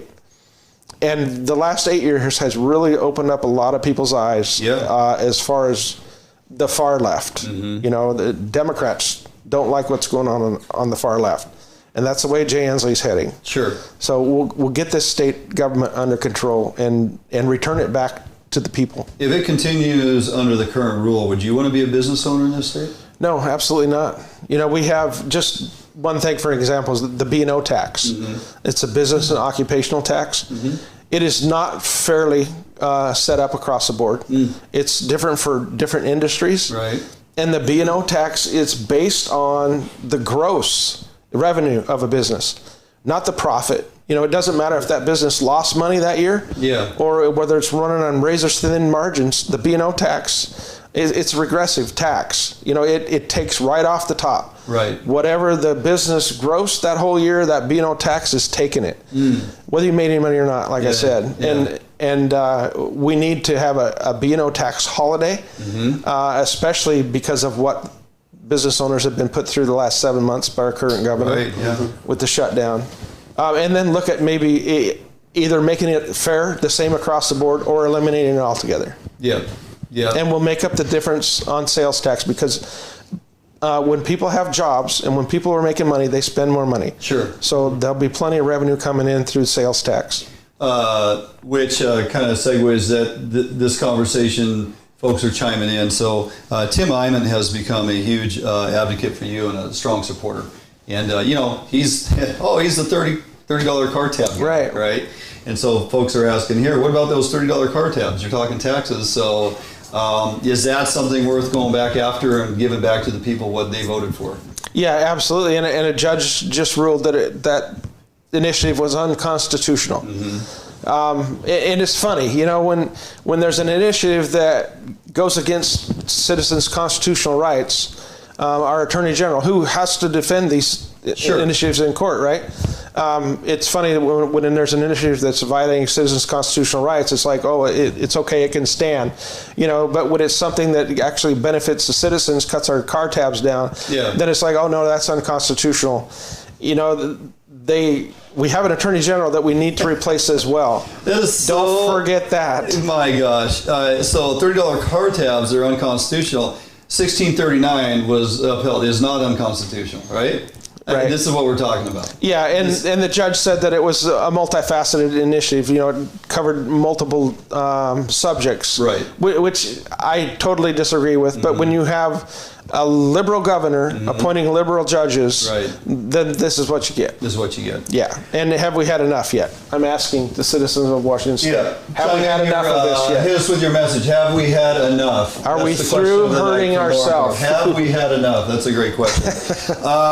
So kind of going back again as it relates to the debate, Inslee basically accused you of, you know, kind of showing blatant disregard for COVID. He acts like you just are putting it out there like it's a no big deal. I'm telling people not to wear a mask, which is not true. And, you know, he just kind of threw out some statements that were, I don't know, they come out of his head, I guess. Where do you stand on COVID? You're sitting as governor January of 2020 and COVID hits Washington State. You know, how do you dissect this problem, and how do you reassure the people we're going to be okay? But, you know, how do you handle this compared to what we've been subjected to? Well, let me tell you just a little bit of a backstory here that not a lot of people know about. Our current governor is a hypocrite. Yeah. Do as I say, not as I do, right? He was over in Yakima, did a press conference, and took off his mask when he was done and said, "Thank you all for masking up," and turned around and walked away. And a reporter said, "Well, why aren't you wearing your mask? There's people all around." Right.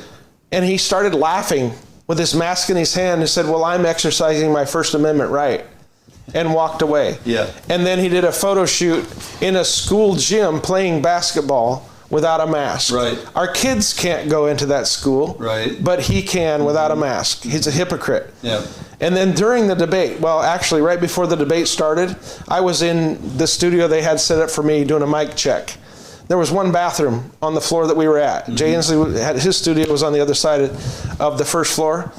And there was a person in the bathroom, and Jay Inslee walked in to the same bathroom. There was a urinal and a toilet.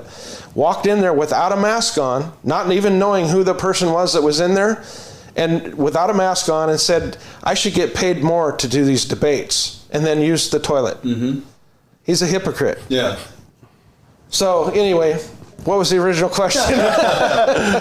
You're sitting as governor. With COVID, yeah. Okay. COVID. I knew I was on that rant of COVID for some reason. There's a reason for that. Yeah, well, thank you for that. Because it kind of paints the picture. Here's the deal with that, right? Article 1, Section 1 of the Washington State Constitution, it says that the power is inherent in the people, mm-hmm. and government is in place to run, to protect citizens' rights.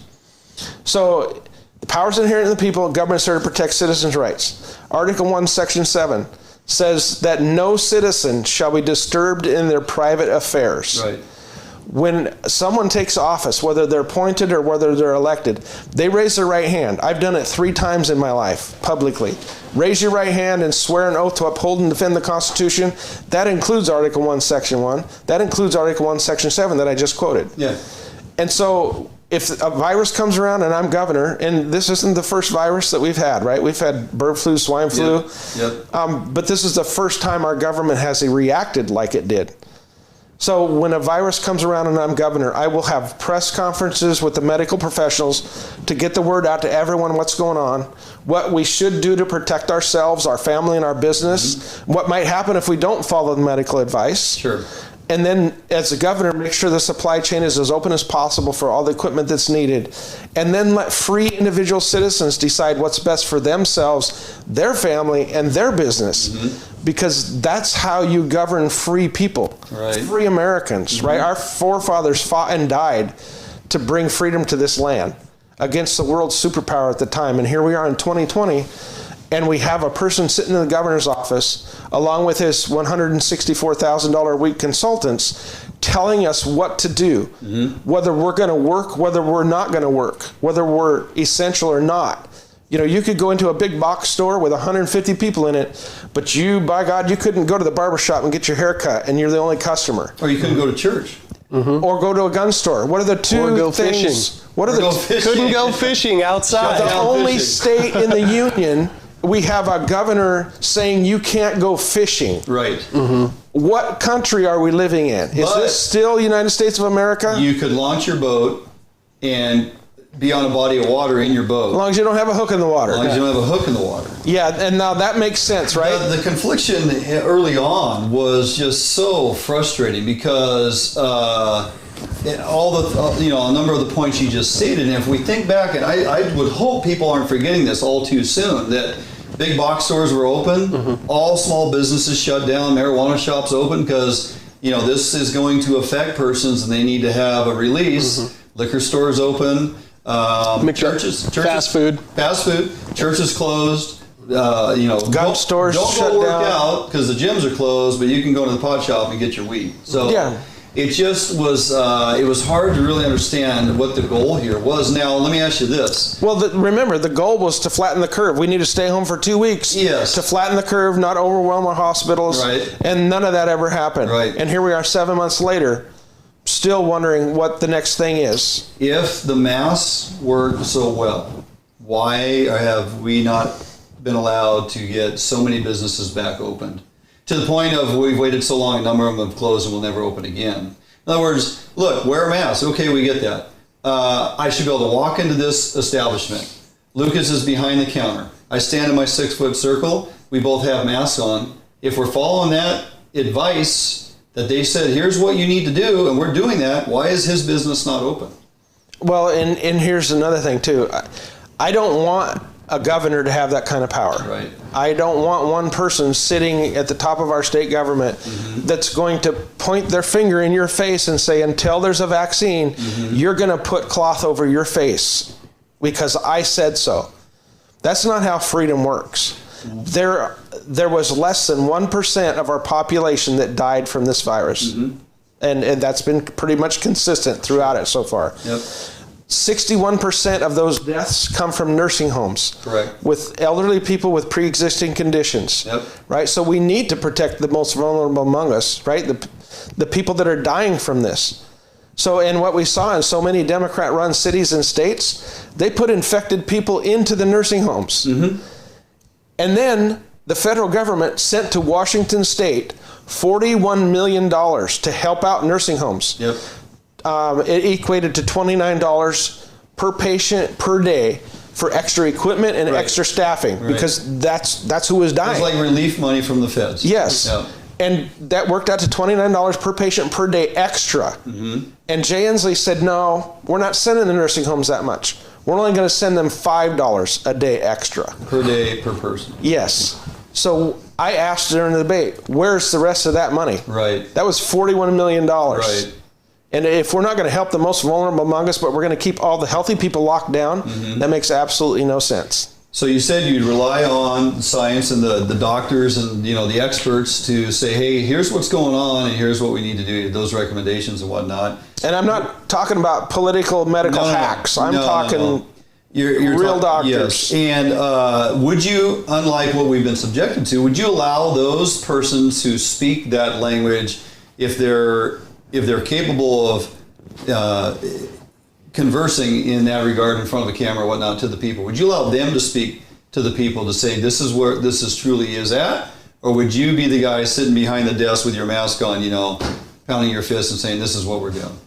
No, the governor should never have that power to tell people what to do. And I firmly believe in the First Amendment.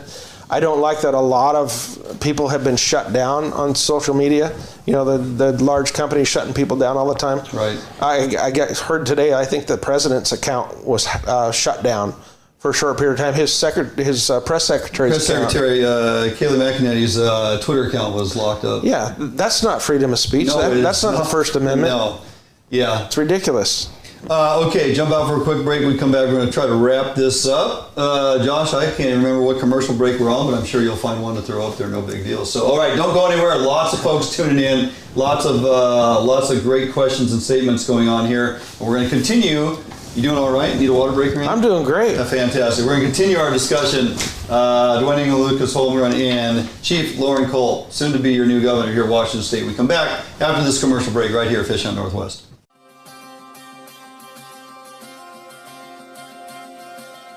Allied boats are built by West Coast fishermen for West Coast fishermen.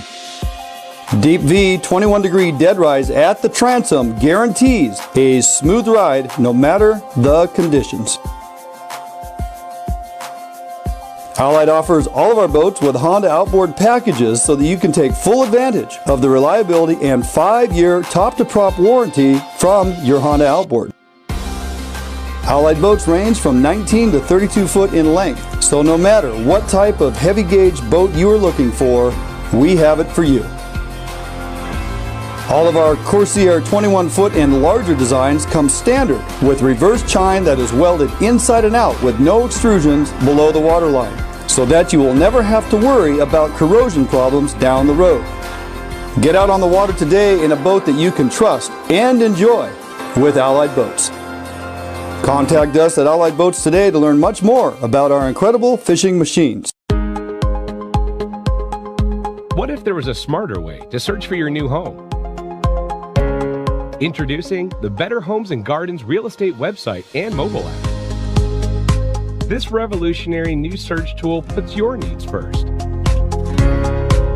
Narrow your search to what matters most to your family, like school data, school districts, and even walk scores. Get easy access to your local affiliated agent, as well as unique and local insights about neighborhoods and properties directly within the app. With synced and saved preferences, you'll always pick up wherever you left off. Get your smarter search started today with Better Homes and Gardens Real Estate.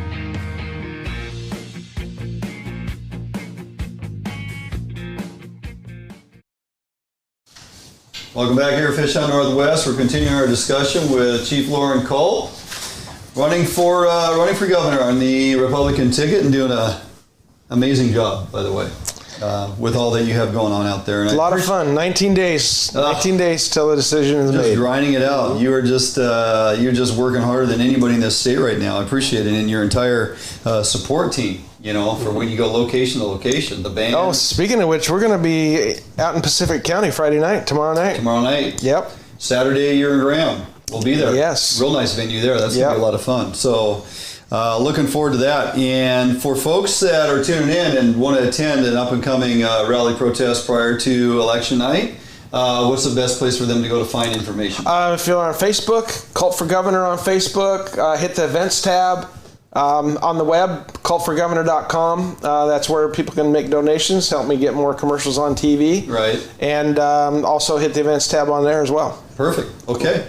Moving on, we've tackled COVID, we tackled small business, big business. I found it interesting. Inslee almost put it out there that Boeing owes it to the people to come back. You know, he made it sound like it's Boeing's fault that they're just up and leaving for apparently no reason. So I'm going to work hard, and they're coming back. I'm like, what are you even talking about? I know. Run them out of here and then threaten them if they don't come back. Yeah, that's how you get. That's how you get customers, right? Let's speak a little bit about trade schools. I know, one thing I recognized back in the day when I was part-time teaching fire service class that we had within the high school. Very successful. It would be considered as a startup kind of program for trade, right? So you had shop class, you had welding, you had FHA, you had all these other classes, and we started this fire service, which was very, very successful. Some of those kids actually graduated, went on to college, came back, and they're working within the department that I work at now. So it went full circle, right? So trade is very important, and we look at today's modern technology and society and all the emphasis on technology. Although there is a big push on certain levels and from certain educators that, hey, all kids must go to college, right? All kids must go to college, and we're going to prepare you to go to college. Well, the fact of the matter is a small percentage of kids go on to college. You get out of high school, if you've learned no trades or nothing, and with the economy when it's booming, the one thing I can think back a couple of years ago that we are truly lacking, persons who could do electrical, plumbing, even roof a house, and a lot of other trades throughout, even welding. I mean, you got welders making $150,000 a year. And the trades all across the state are screaming for employees. Yeah. There's a shortage. How do we get back to that in the school? Yeah, well, on the subject of education, on the subject you're talking about, I want the trades back into high school. Mm-hmm. You know, like you said, not everybody needs to go to college. Not everybody wants to go to college. Right. Not everybody wants that debt hanging over their head for half their life. Exactly. Right. And we're still on this 1950s model of go to school and then go to college and get a job. Yeah. Right. Well, you look at so many people that have started huge corporations that are still running huge corporations that dropped out of college. Yeah. Didn't get a college degree. Right. I didn't get a college degree. If I needed, and when I needed a college person that was educated in college, I hired them.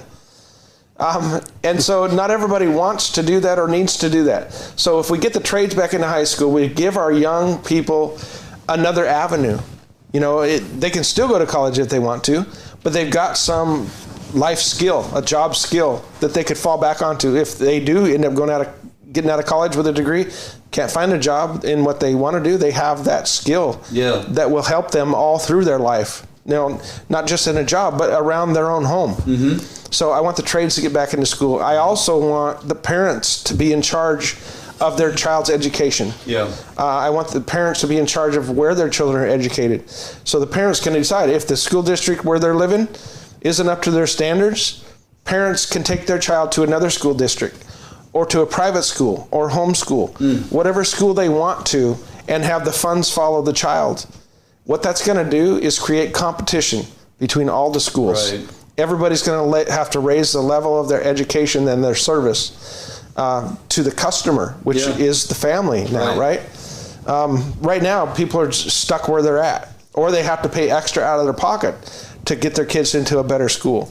So if we create that competition by giving parents the choice of where their child's going to be educated and the funds follow the child, all the schools are going to raise their level of teaching and service to the children and the families. Because of the competitive nature of that. Yeah, because if they don't, it's just like in the real world, in the business world, right? If you have a company and a company that doesn't sell a product or does a service like you do moves in down the road, You got to raise your level of customer service. You got to raise your product. Otherwise, you're going to lose all your business to this other one. So we create competition in the marketplace. Everybody's got to raise their standards in the same place. Same thing holds true in education. If parents have a choice and the money follows the child, then everybody's going to raise their standards. Everybody wins. Speaking of education, so that's like one of the line items recognized that, pretty much from the state is annual, guaranteed funding. It's like you don't remove that from the state budget. I mean, that one's good. It's a constitutionally mandated thing that the state has to fully fund. I know folks have balked at the fact. I believe you've used a term like zero-in budget, or you have some terminology as like a zero-based budget. Zero-based budget. Thank you. And they throw up the flag and go, he doesn't know what he's talking about. Schools can't be zero-based budget. And I'm thinking, there's probably a handful of things that have to remain in the budget. But a lot of these other things... And education is one of them. Education is one of them. A lot of these other things... Inslee, once again, holds the record in the entire nation for the most wasteful governor in the nation. Yes, he was voted number 50 programs, research programs, and hey, let's try, here's a couple million, go do this, and then it ends up resulting in nothing. Well, here's what we need to do as far as the budget. They're saying that we might be $4 or $5 billion in the hole. Correct. Because of COVID. Yes. Okay, first of all, it's not because of COVID. Mm-hmm. It's because of our governor's reaction to COVID. That's a good point. That we're having this problem. Okay. Everybody glosses over that and likes to point at, well, we're in this budget crisis because of COVID. No, we're not. So what we need to do is the same thing you do in the business world, and you walk into a business that's having trouble, you freeze everything. Yeah. You stop the spending. You stop the increased spending. You stop new programs. You stop buying new equipment.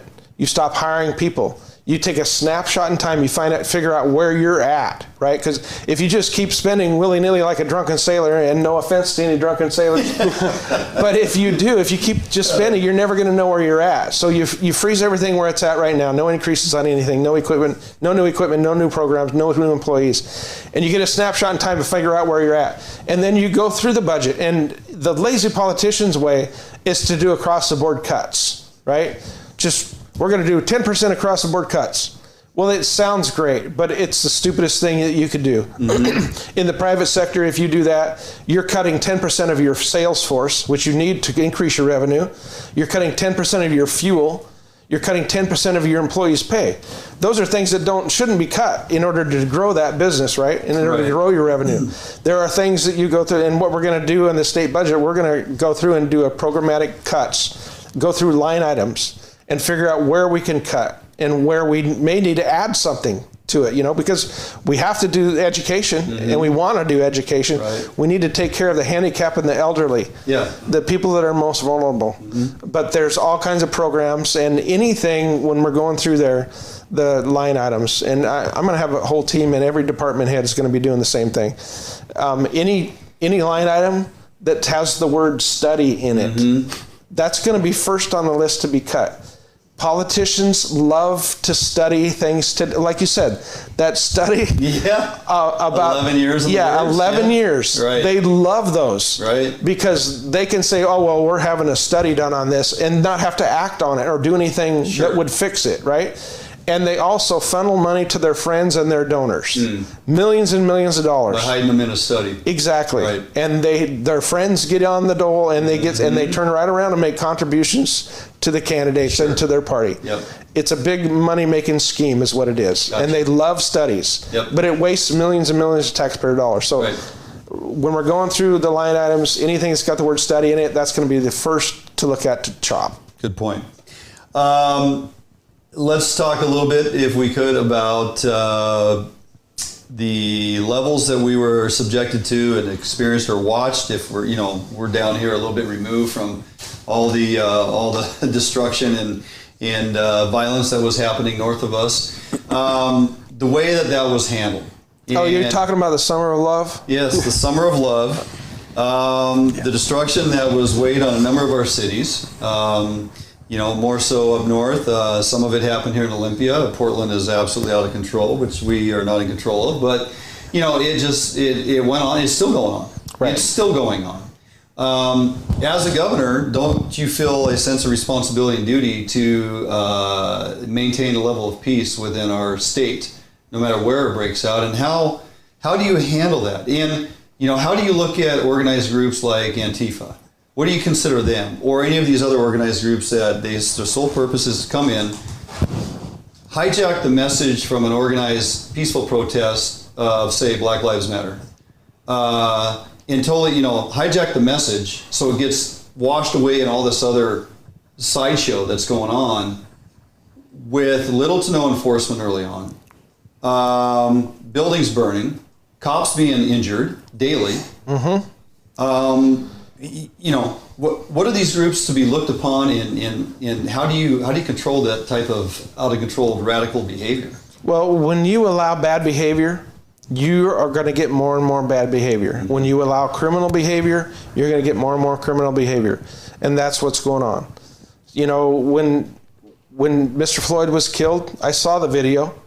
From what I can see on that video, that police officer put his knee on his neck and held him down there for 8 to 10 minutes and killed him. Yeah. Right? That's worth protesting. Sure. Absolutely.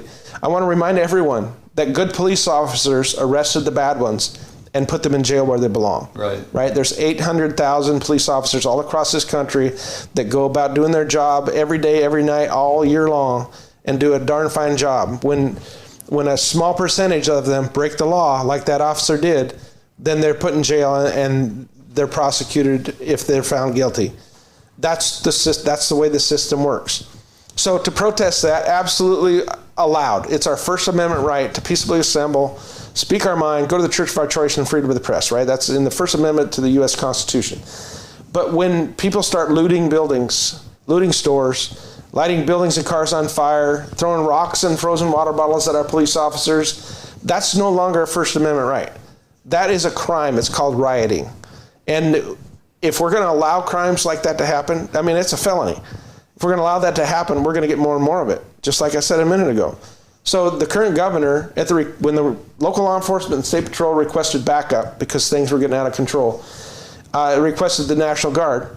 The current governor sent them in there, but he disarmed them first. Yeah. He sent our young men and women into a violent situation without the means to protect themselves or other people. And then shortly after that, everybody was pulled out and they started negotiating with people that were terrorizing these neighborhoods. Mm-hmm. So when I'm governor, I will never send our young men and women in uniform into a violent situation without the means to protect themselves or other people. And when things start getting out of hand, like they did, I will have the National Guard spun up and staged close to where the violence is happening with the means to protect themselves and other people. Mm-hmm. And when the local law enforcement and the state patrol call for backup, they'll be there within minutes, not hours and days, like with the current governor who said that he didn't even know that parts of Seattle had been taken over, right, but then later said, yes, he did know. So they will go in there and they will assist the local law enforcement in arresting the people who are committing crimes. You know, the looters, there was murders. Yeah. There was assault. There was rapes. Right. They will go in there and they will assist the local law enforcement to arrest the criminals and put them in jail. And the rest of the people will be told to disperse because rioting is a crime. Mm-hmm. And if they do not disperse, then they will be arrested as well. That's how you shut down a riot. Protesting, on the other hand, is First Amendment right. Absolutely. Peaceful protest is to be, it's encouraged to a point because it's always people encouraged. Don't speak their mind, yep, and you're not heard.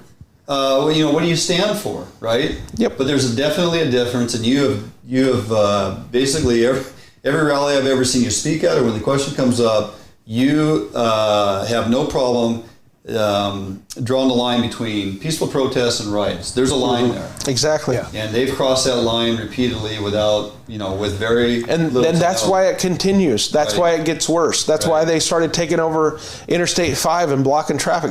One person got ran over on I-5. Yeah. That can't be allowed. If you allow it, it's going to happen all the time. Sure. And that's what's happening right now. Right. We've got a bunch of politicians that don't have a backbone, that won't stand up. They think they're being politically correct by allowing this criminal behavior to happen. But the people that are protesting, like I've already said, that's our First Amendment right. But when things start getting out of hand, that can't continue. Sure. Yeah, it makes absolute sense. We'll jump out for one final quick break. We come back. We still need to tackle the homeless drug epidemic. All right. And unfortunately, we may be on the the bottom edge here of kind of a new sweeping additional homeless crisis with the way we're gonna come to an end here where persons are gonna be told, okay, vacation's over, time to start paying rent. Unfortunately, these people aren't able to go back to work. And I look down the road and go, how are we going to deal with this? How are we going to absorb all these families that are going to be kicked out of their current dwelling situation because they haven't paid rent for 7 or 8 months? This is something I want you to think about, and what that potential looks like moving forward. So we'll tackle that when we come back as we close it out here with Chief Loren Culp running for governor, Republican ticket. Jump out for a 1-minute break. We'll be back right after this. Right. What are these people lighting up on about here? Oh, there's a couple of trolls on there. I see that. One guy, I tried blocking him, but apparently it's not blocked. He said that one was a white supremacist. Oh, for God's sake. Blocking him, but apparently it didn't work. A lot of these guys are like, hey, ask him this, ask him that, and one guy's... Uriel and Antonio guy are trolls. Yeah. One guy says, oh, just keep ignoring us over here and, keep talking on your questions, and I'm looking at what their question was back up top. I'm like, yeah, if you just give me time, I eventually get to it. It's on my list. Yeah. Jackasses. Yeah, well, people get on there and they think that they're the only one on there. Right. It's like, we got over 200 people on here. It's like, why aren't you paying attention to me? Right. Like a spoiled brat, right? If I had somebody sitting over there on a computer going through these and going, hey, here's actually it's different, yeah. Question. Mm-hmm. We went into the same thing on my Facebook Lives. I don't have a computer sitting in front of me. I've just got my phone in a holder. So Chris, we usually do it together, and we can still hear you. Oh, they can hear us. He's trying to scroll through. Yep, they can hear us. Thanks, guys. Apparently, we're still on. That's awesome. I didn't say any cuss words, did I? Oh, your audio is still on. Watch what you say. Yep, we got all that. Coming back right now. We're coming back right now. Okay, well, for those of you that got us on the hot mic, Loren, hot mic, it is what it is. So what I was alluding to is that there is a ton of questions on here, and I can't, by ourselves, I can't get to all of them. And if folks, with some of them that you've put on here, I get it. Just wait as we get through the list of topics, and most of these questions have been answered. So yeah, I know you guys can't see his screen, but it's like multiple long sheets of yeah. And we got well over a couple hundred people on here, so there's a lot of good questions on here. A number of them have been answered. Those that are signing on as of late, asking us to get back to fishing and hunting discussion. Go back to the start of the show and watch all of that. We covered quite a bit of topics under the realm of fishing and hunting. So I do appreciate all your guys' questions and statements on here.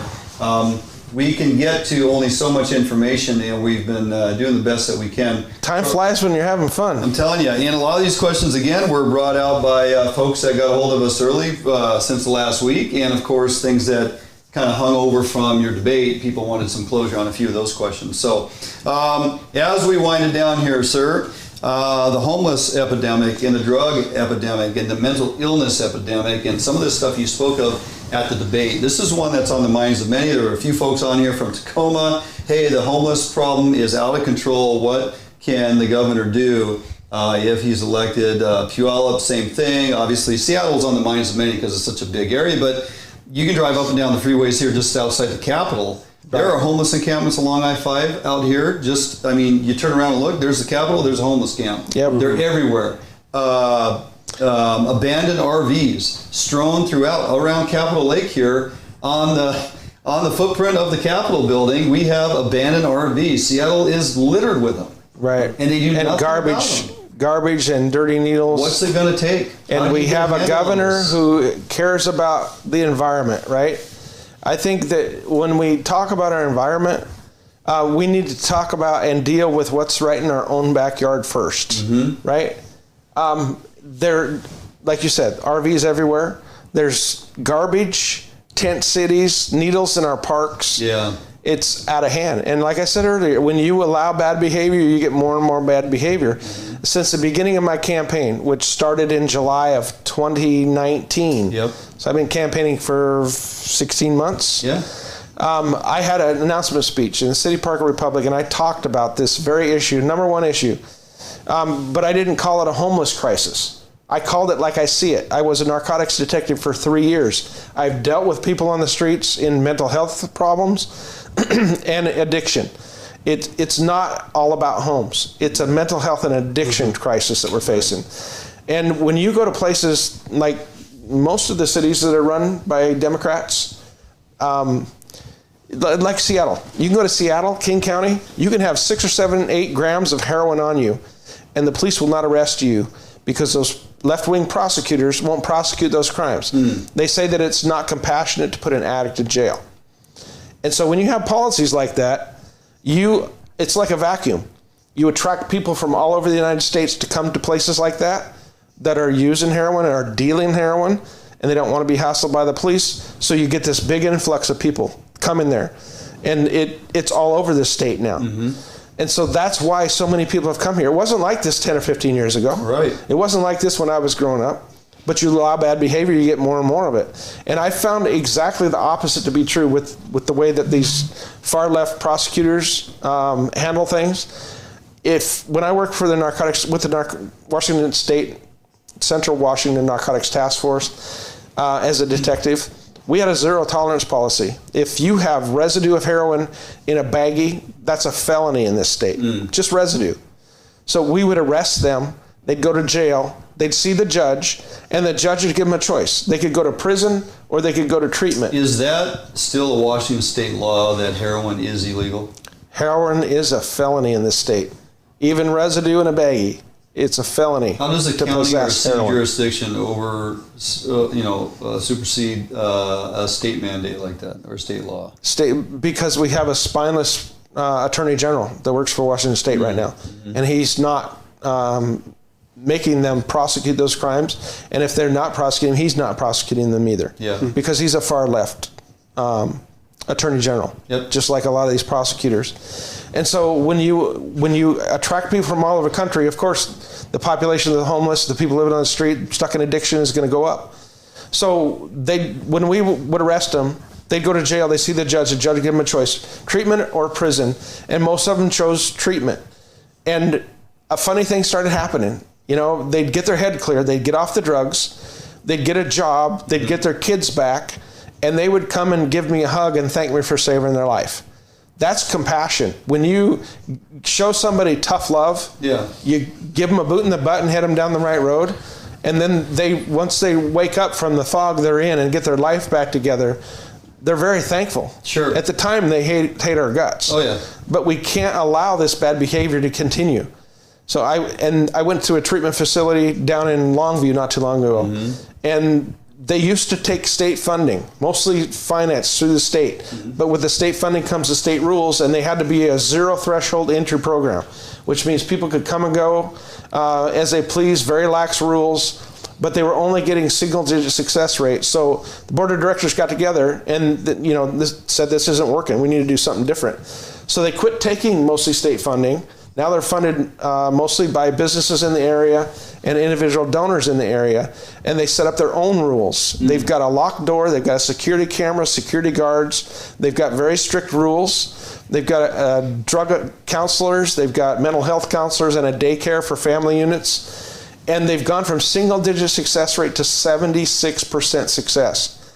And they count success as someone coming off the street with an addiction or a mental health problem and ending up in their own place with a job, paying their own way and their family unit back together. That's success. And they went from single-digit with the state guidelines to 76% with their own guidelines.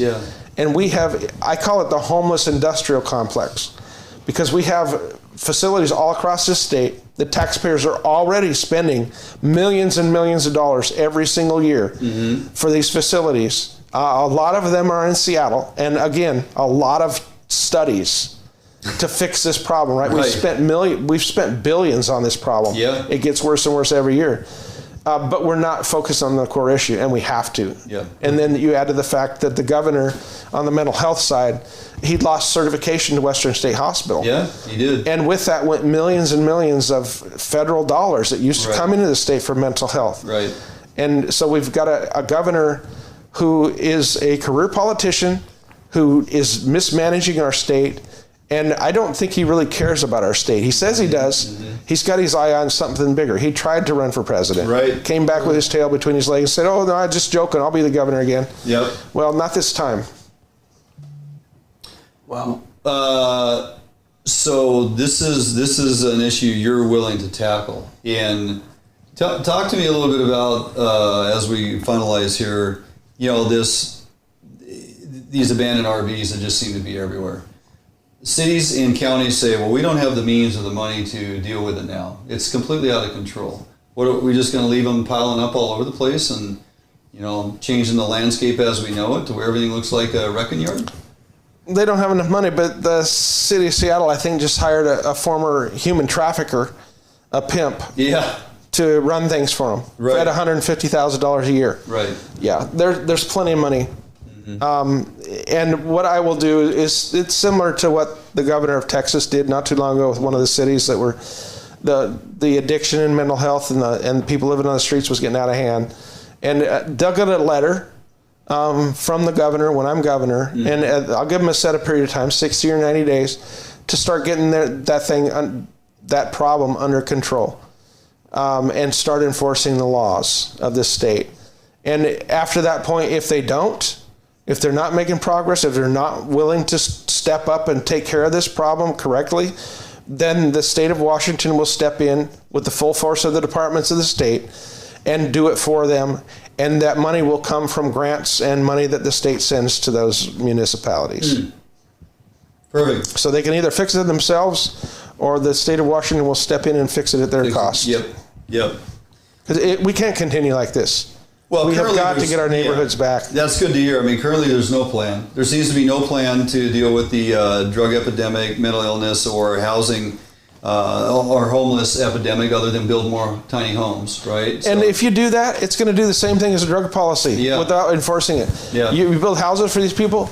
People are going to come from all over the United States with their hand up and say, hey, I don't have a house, build me one too. It'll be a never-ending building program that'll cost us billions, but won't fix the core issue. Right.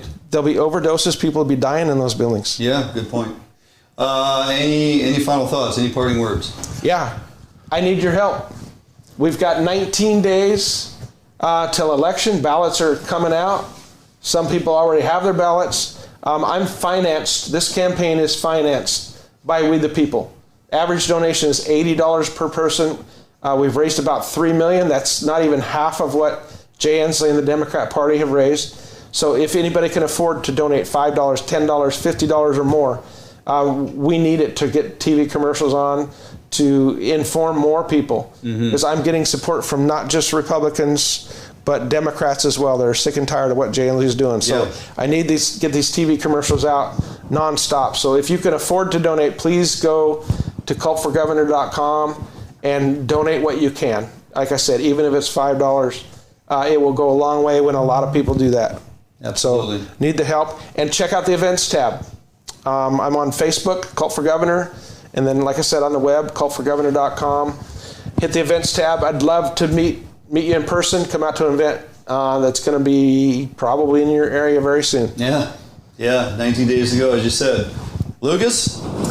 Hey, had a great time here on the show. It's great to meet you, Loren, and thank you, Dwayne. I'm looking forward to fishing. And, another issue I'd like you to keep in mind down the road is the Chehalis Dam. It's something very, it's a big deal to a lot of us sportsmen. There's a lot of different challenges in Washington State and a lot of things to balance, but I believe you've got a good mindset for it, and it's great to meet you. Nice to meet you too. Thanks a lot.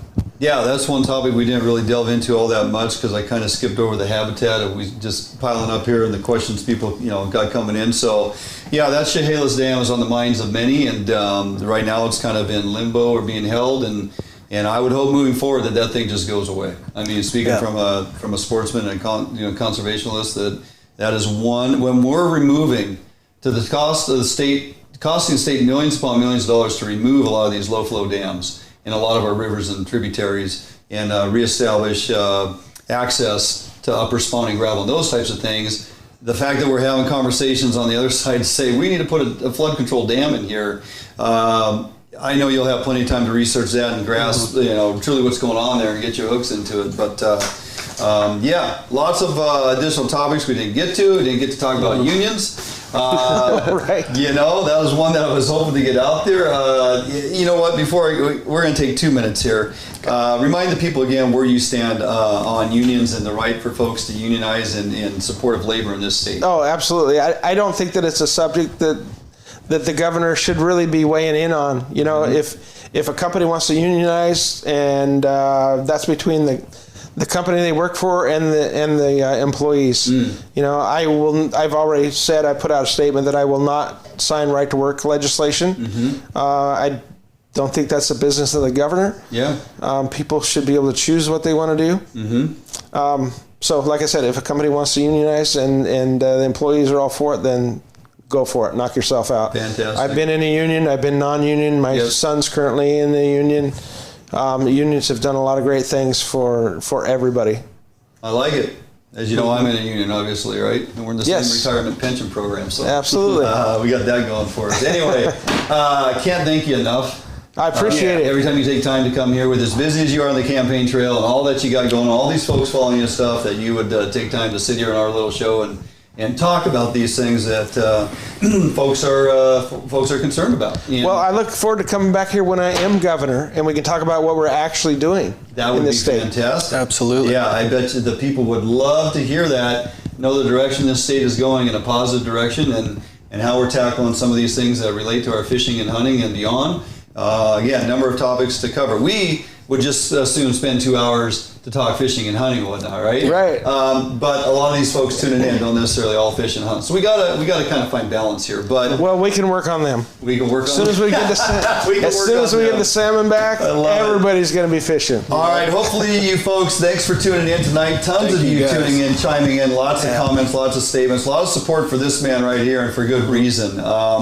We want to thank you all for tuning in and supporting him. Go to culpforgovernor.com. Check him out on Facebook. Go to the webpage. Donate if you can. As Loren expressed, we need to get funds continuing to roll in as we got 19 days to continue to push this train over the mountain and land him in that governor's seat. I would extend an invite to Jay Inslee to come in and talk fishing and hunting, but I don't really, as you like to say, I don't think he even understands which end of the fishing rod to hold on to. So, I've said that many times. Yeah, so we'll leave it at that. Everybody have a great week. Get out and fish if you can. Hunting opens on Saturday for waterfowl and, of course, deer hunting. We'll be getting out here this next week for sure. A lot of folks thanking you, Loren, for being on the show tonight. So nice to know that folks are paying attention, and nothing but respect for you, my friend. And if you haven't subscribed to Dwayne's channel here, if you're watching on YouTube, thank you. Make sure to hit that subscribe button. He's got some awesome stuff, and it's not all just this in the studio. You're also going to see he's got some great bait curing tutorials and a bunch of stuff. I was actually watching last night, learned something about curing. I would check out that stuff. Good content. Hit subscribe. Especially you, Mom. Do it. At Fish Hunt NW, website coming up shortly. Lots going on here at Fish Hunt Northwest. Appreciate you following us. Follow us throughout the week. Let's post those pictures on our Facebook page of your successes throughout this next week. Fishing is going to be fantastic. Hunting is going to do very well with the weather that is coming in eventually. So get out there, enjoy the outdoors, enjoy the opportunity that we still have, and hopefully even more in the future. And subscribe to STS, Salmon Trout Steelheader. Do Lucas a solid. Get your magazine copy with his face on it. Get your 12 Get 'em dry jigs from our good buddy Jared Cady. It all is worth your time and money. Have a great week, everybody. We'll see you here next Thursday, 6 p.m. Take care. And don't eat any maggoty apples. Don't eat any maggoty apples. No maggoty apples. Got it.